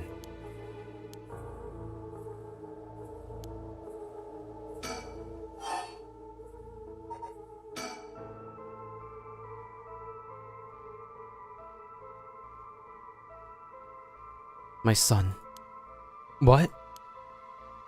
He'd be in 6th grade now. If he were still alive. Ah.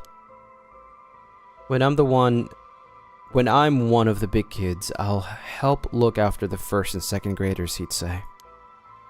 He always had a strong sense of justice and responsibility. He wouldn't stand by when he saw other kids being bullied.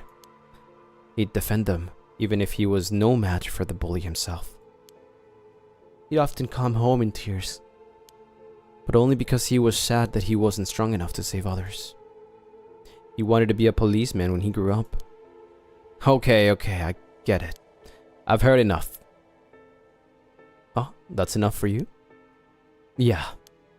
Hearing such a sad story just makes me all the more sorry that I haven't changed my mind. I see. So even after what I told you...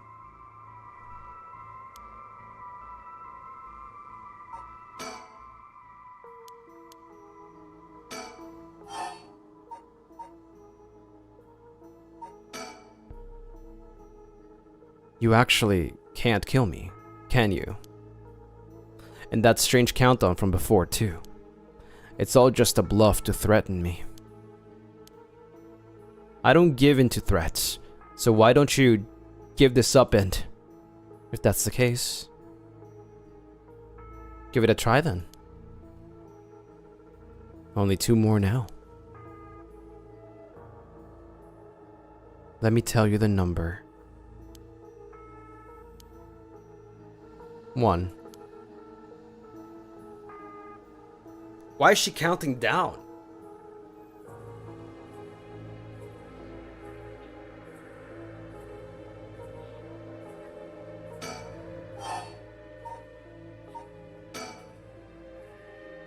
This conversation is over.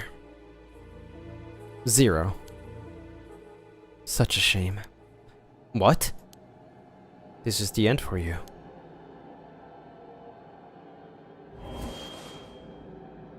Farewell. No! Fire, it's so hot it burns! Fire, of course! That's what it was! Wait. That guy, damn it! He must have been following me. But it's already too late.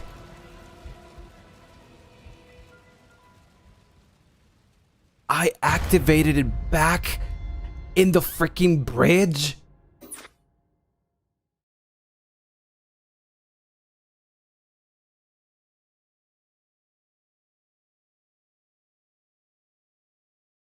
That's some crazy elaborate thing. What the hell? You finally realize how the curse is activated. Fear not, you may make many attempts. Yes.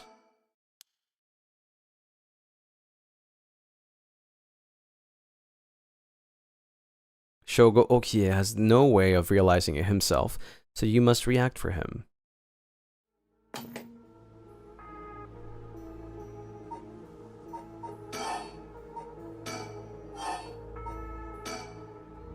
Huh?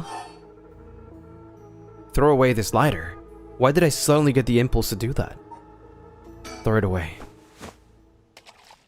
Not sure why, but here goes nothing. Hmm? What did you just... Why? Why throw your lighter away all of a sudden? Huh? Well, I just kind of felt like it. How? Why is she losing it all of a sudden? Could that lighter have been what fulfilled the condition of her curse? But why? How did I...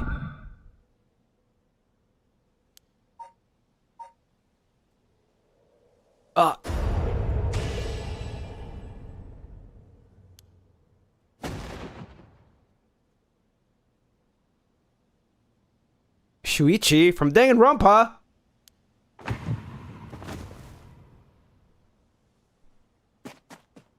But... wait.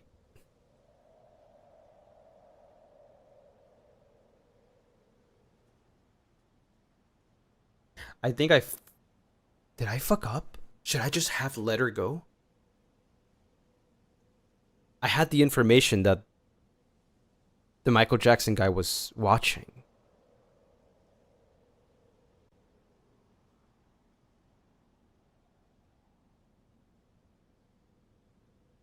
What?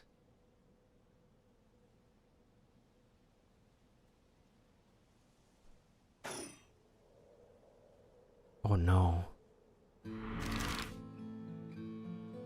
That's probably not good. That was probably not the right choice. I probably should have let her go.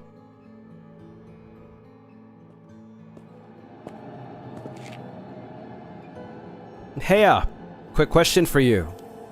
What the? Sorry this is so sudden, but I've gotta ask you, you don't mind, do you? Are you a curse bearer? What?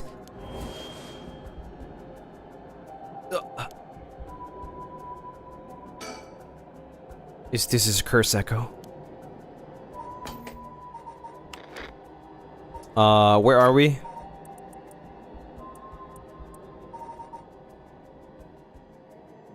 Is it this one? No.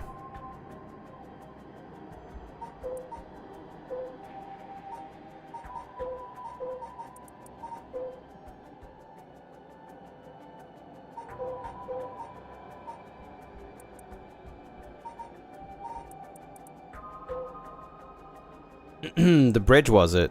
Yeah, but...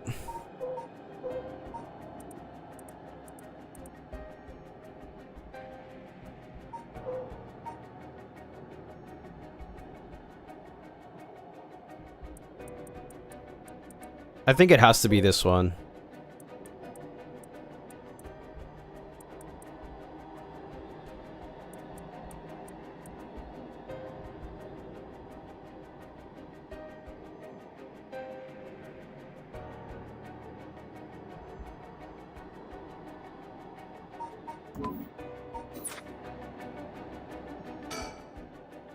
Making it obvious that he's a curse bearer himself.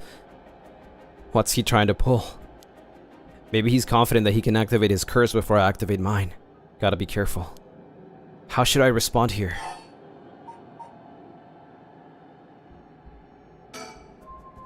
Yeah, I'm a curse bearer too. I appreciate the honesty. I just want to have a nice, calm little chat. The name's Yutaro Namigaki. My curse echo is the foot washing mansion.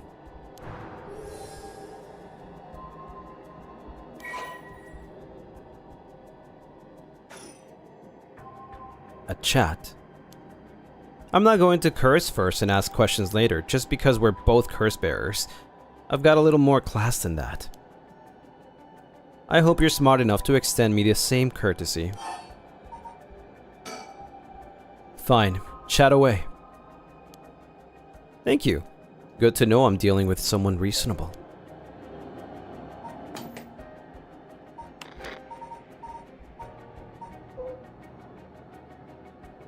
University student, the young man encountered Ryogoku. He didn't hide the fact that he was a curse bearer. The large bridge here is called Ryogoku Bridge. Crossing the river leads to Nihonbashi Bakurocho in Chuo City.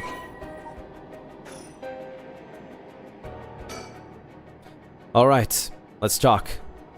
What do you want? Right, I'll cut straight to the chase. Well, you joined forces with me? Joined forces? To gather soul dregs? Yep, you're using your curse because there's someone you want to resurrect to, right? In that case, it'd be more effective for the two of us to work together than to do it all yourself. Think about it. We could split the work. We'd have two kinds of curse at our disposal. Working together. I hadn't thought about that before.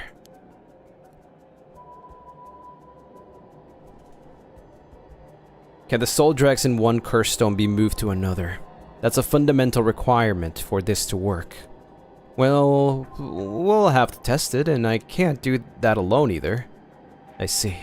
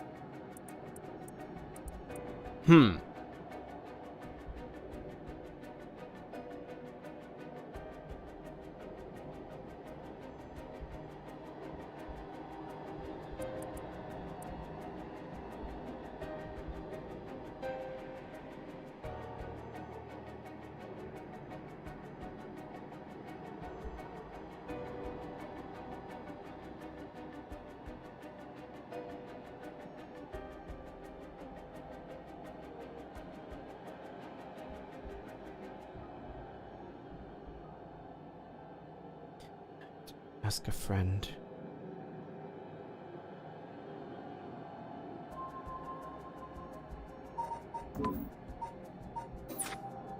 I don't know which one would fulfill the conditions here. This is crazy.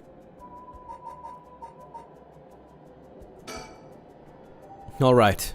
Then, if working together helps us both get what we want, maybe it's not a bad idea. Thanks. Glad to be dealing with someone who can think things through rationally. But there's something I need to know in advance. Tell me, how many soul dregs do you have right now? Right, I have some, of course. I am more than competent after all. I am asking you how many. I'm at 1%, but don't worry about it. My curse is so easy to activate, I'll have plenty in no time. I bet you haven't managed to get any on your own, have you? I'm at 92. Huh? Say what? That's the amount of soul dregs I have in my curse stone right now. What? Wait, are you serious? You're not even close to being on my level. I'll keep gathering soul dregs on my own. Let's forget all this joining forces business. You've gotta be kidding me. I call your bluff. Don't think you can scare me off so easily. I see. That's too bad. If you don't feel like talking, then you leave me no choice. I even gave you a chance to come out of this alive. Real shame you're just gonna waste it. I activated it regardless? What are you? What the? Is this the voice of the curse echo? Among the 7 mysteries, the resentful memory of the foot-washing mansion is particularly strong. You can't block it out by plunging your ears. As soon as you hear the voice of my curse echo, it's the end for you. Damn it!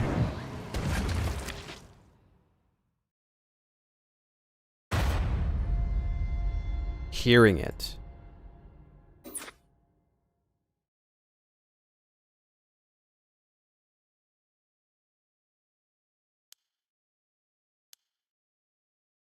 You have a way to evade curses that no one else is capable of, do you not? That's crazy! No way!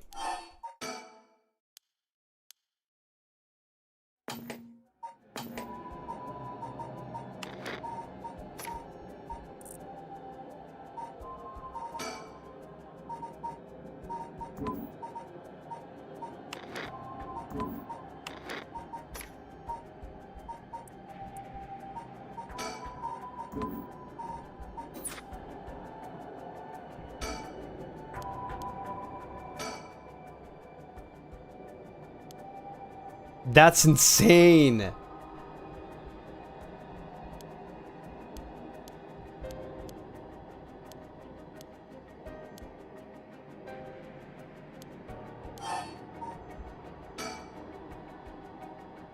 Sorry, but there's no way I can accept your offer until I know that.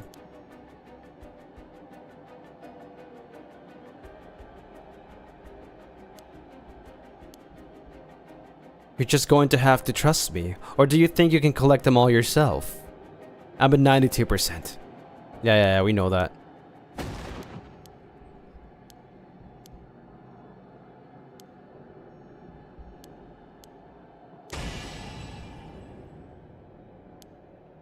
What are you?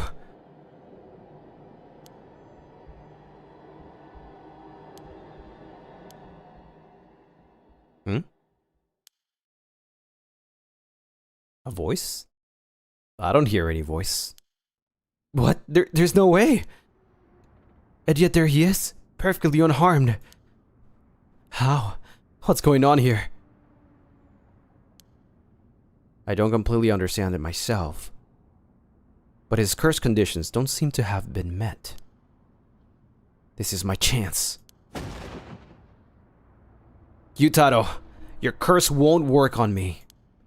I'll let you off easy today, so get the hell out of here. You son of a...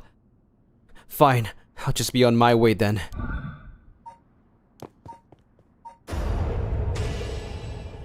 Ah! How is this?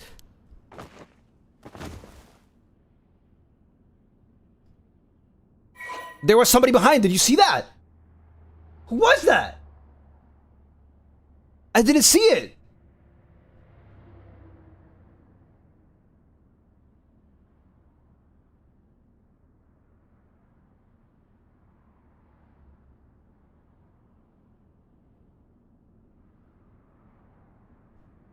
It goes down? No, I gained 20%. Dude, what?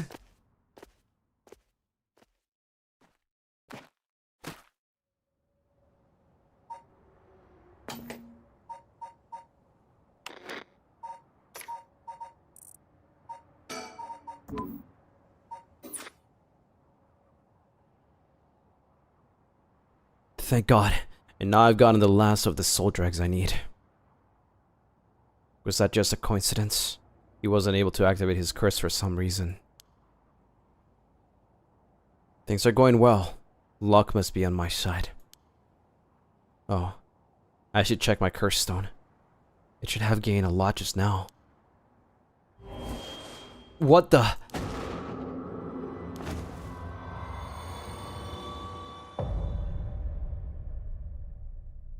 Did I just die?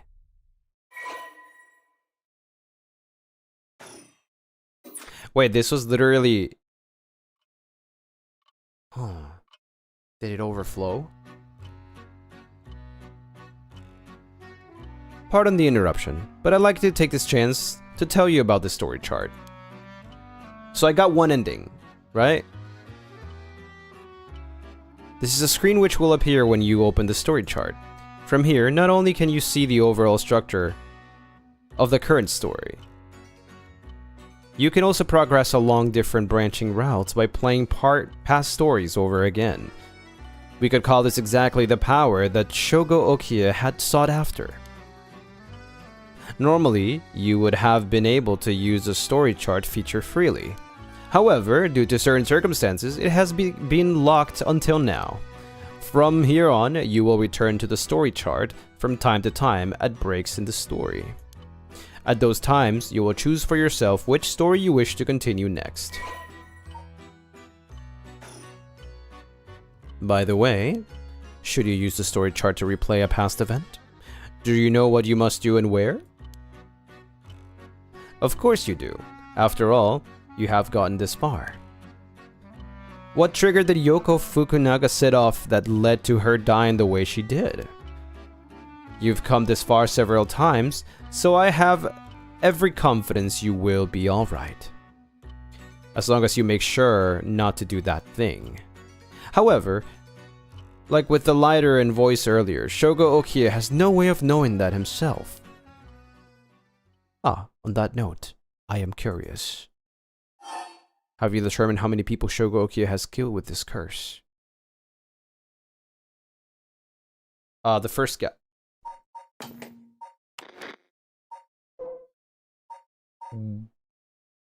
That doesn't count.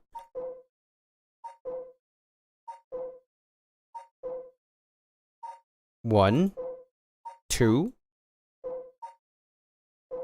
three.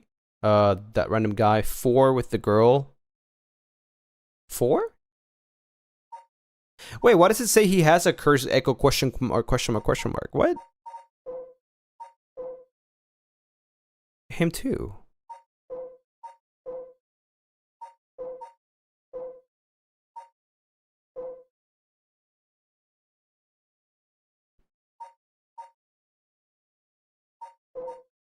If it was a placeholder, then this guy would have it too, no?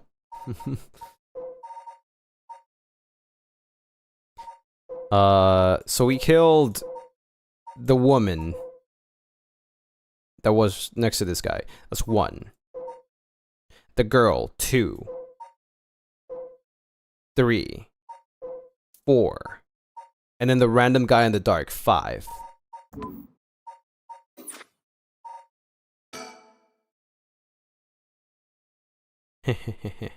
I see, I see. So that is your understanding of things. As it turns out, the correct answer is... What? All right. Well, he didn't kill anyone. I get it. I'm so stupid. No, that's right. He didn't kill anyone. It was the freaking curse, no? Well, that is all. Please continue the story at your leisure from the story chart screen.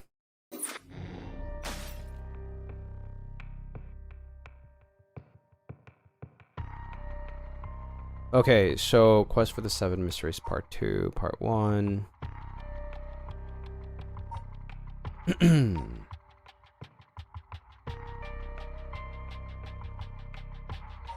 Here's where it branches out.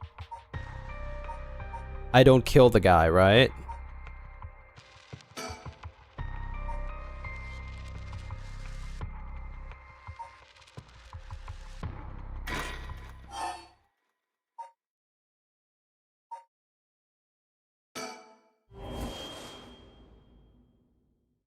Now I understand this. I was struck by the curse here. Barry, thank you for the one gifted. She is...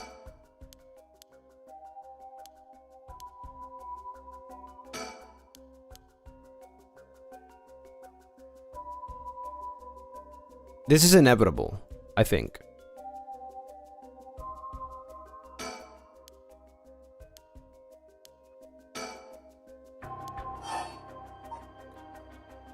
Oh.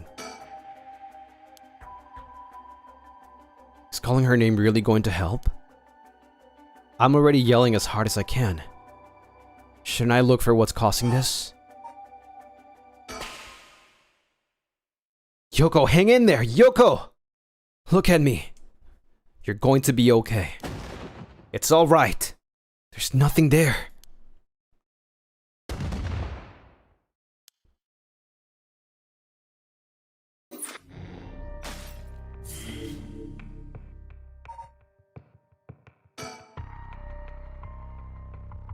That's a whole new timeline.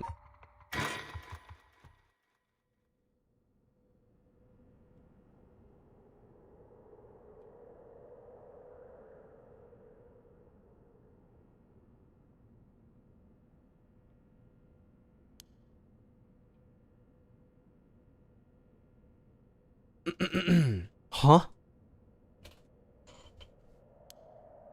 Oh, good. You're awake.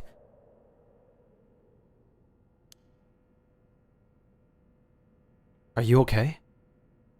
You were so rattled and confused, I thought you'd really lost it. Do you feel dizzy? Have a headache? Are your humors off balance? Wait, what did you say? I think I've heard that before. You're the one who said it earlier. Oh, right. That might have been it. My humors were off balance. What? Back there? You ended up like that because of your humors. Yeah, I've heard that at this age, your humors being even a little bit off can be fatal. I'm glad you're back to normal now. Yeah, I'm sorry. I didn't mean to cause you so much trouble. But I really don't remember what happened. Sounds like what happened to me. Maybe this place is dangerous somehow. What are you backing out? Yeah. It just doesn't feel safe to me. And I'm worried about you. Let's call off today's investigation. Come on, I just started feeling back to normal too. Nope, not happening. Go home. I'll even pay your cab fare, okay? I ended up having to force a still protesting Yoko into a taxi. Even then, she still wouldn't stop complaining. So to placate her, I promised I'd search the park on my own for a little while longer.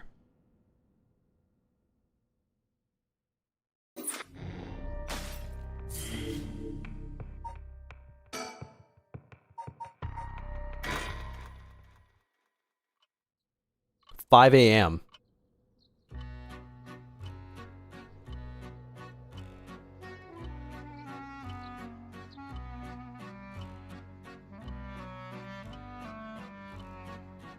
In further news,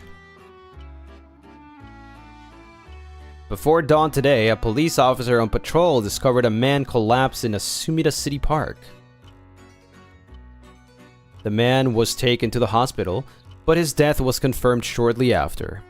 Investigations are still underway, but police suspect a connection to the other unexplained deaths found in the area at around the same time.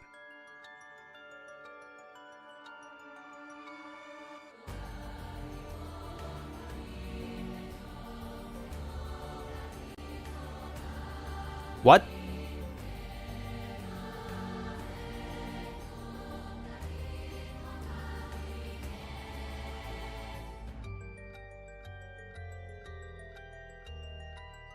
Well, I got the credits. Did we fulfill a curse? Yeah, we did.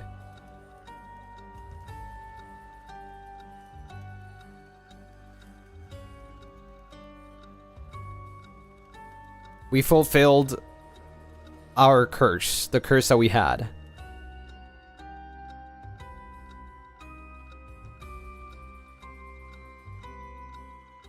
That was a tutorial! That was the prologue. I just got a thing, an achievement for the prologue. Well done in your efforts thus far. This brings Shogo Okiya's story to a close. Oh, his? Huh. But this is not the end. Far from it. In fact, this is where the story finally begins. The routes of the three protagonists, have now been unlocked. Haru Ishigima, a woman who lost her son when he was kidnapped and murdered. Tetsuo Tsutsumi, the chief inspector of the 1st Investigative Division, who is looking into the death of an officer in the line of duty. And Yako Sakazaki, a high school girl who wants to bring her friend back from the dead. A girl who died in a suspicious suicide.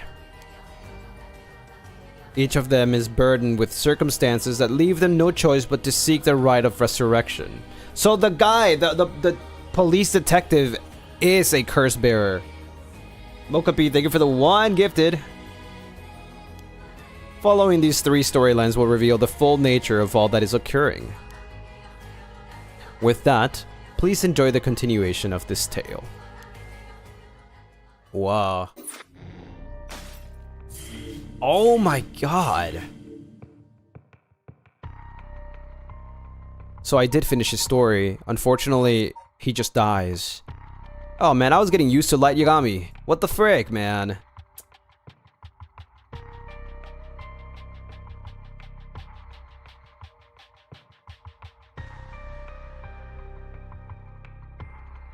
Not gonna, I was digging it. I was digging it.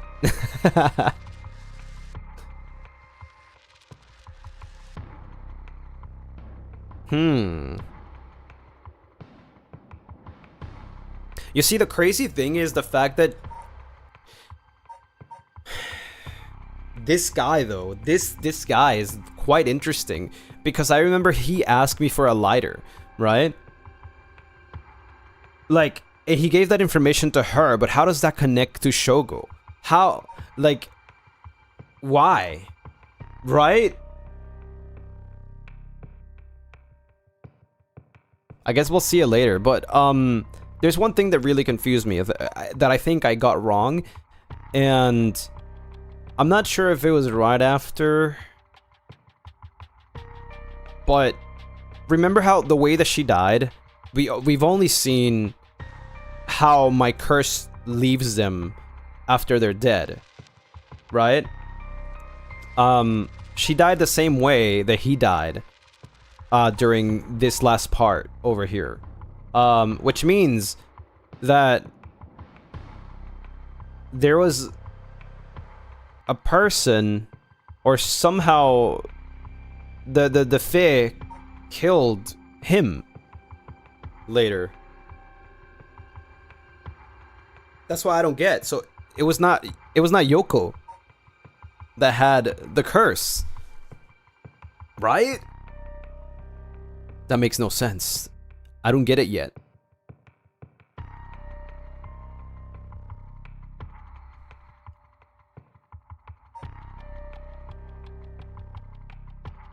I think these are also very, like, well, they're not short, but we know where they end. That's the thing, though, right?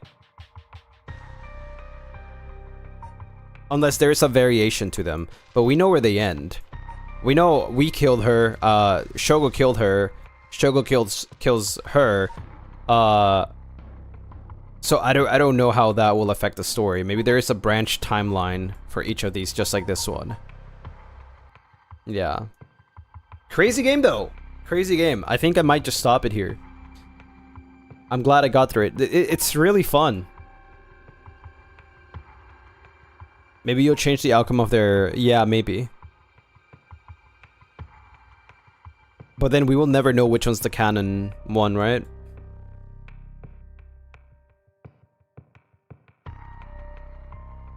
Do you think you'll for sure continue? Hell yeah. Hell yeah. This is like watching an anime.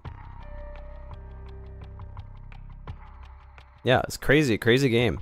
The only thing that's not explaining here is that one guy at the bridge, right? With the foot spirit.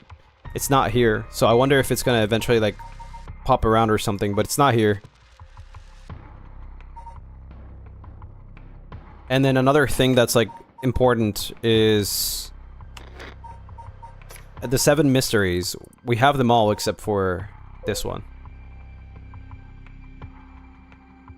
Might be a secret ending or something like that.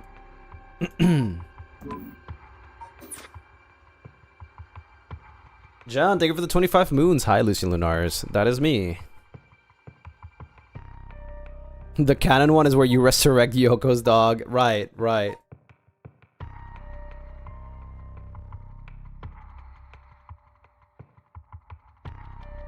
Like, I do wonder if there is more to this. There has to be more to Shogo's. Because, like, what if you don't kill anyone? You never fulfill the thing. You can just let them leave, right? Surely. There has to be more.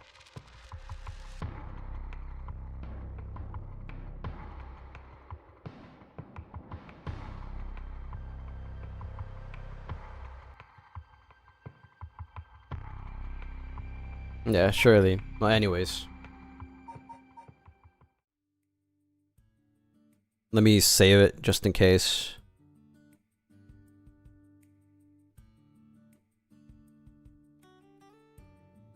That was really good though. That was really good and really cool. The fact that especially the last one where I had to turn down the volume, that was actually crazy.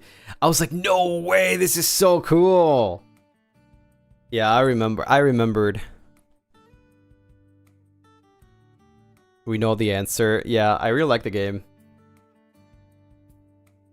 How you got it so fast.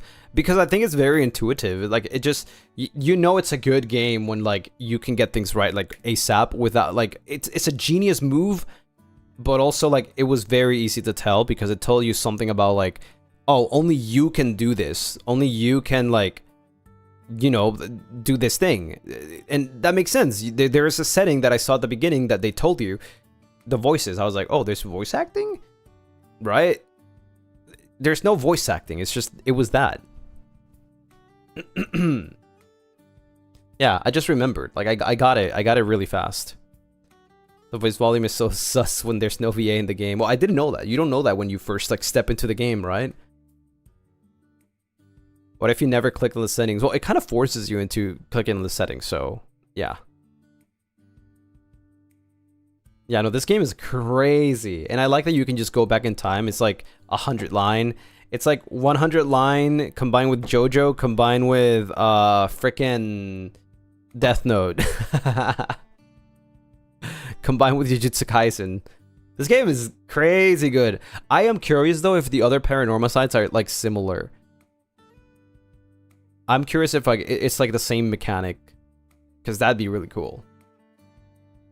That'd be really cool. I'll keep playing this until I finally discover what's up. How many other games are there? I think like 2 more. You want to play 100 line? You should.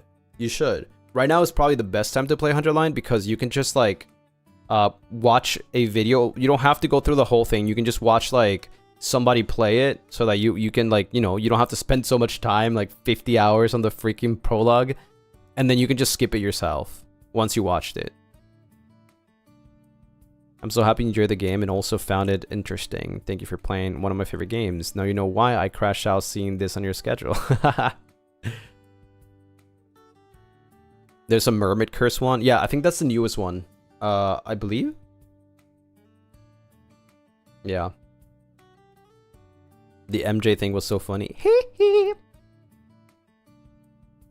This game is pretty popular, I think. But it's really good. It's really good.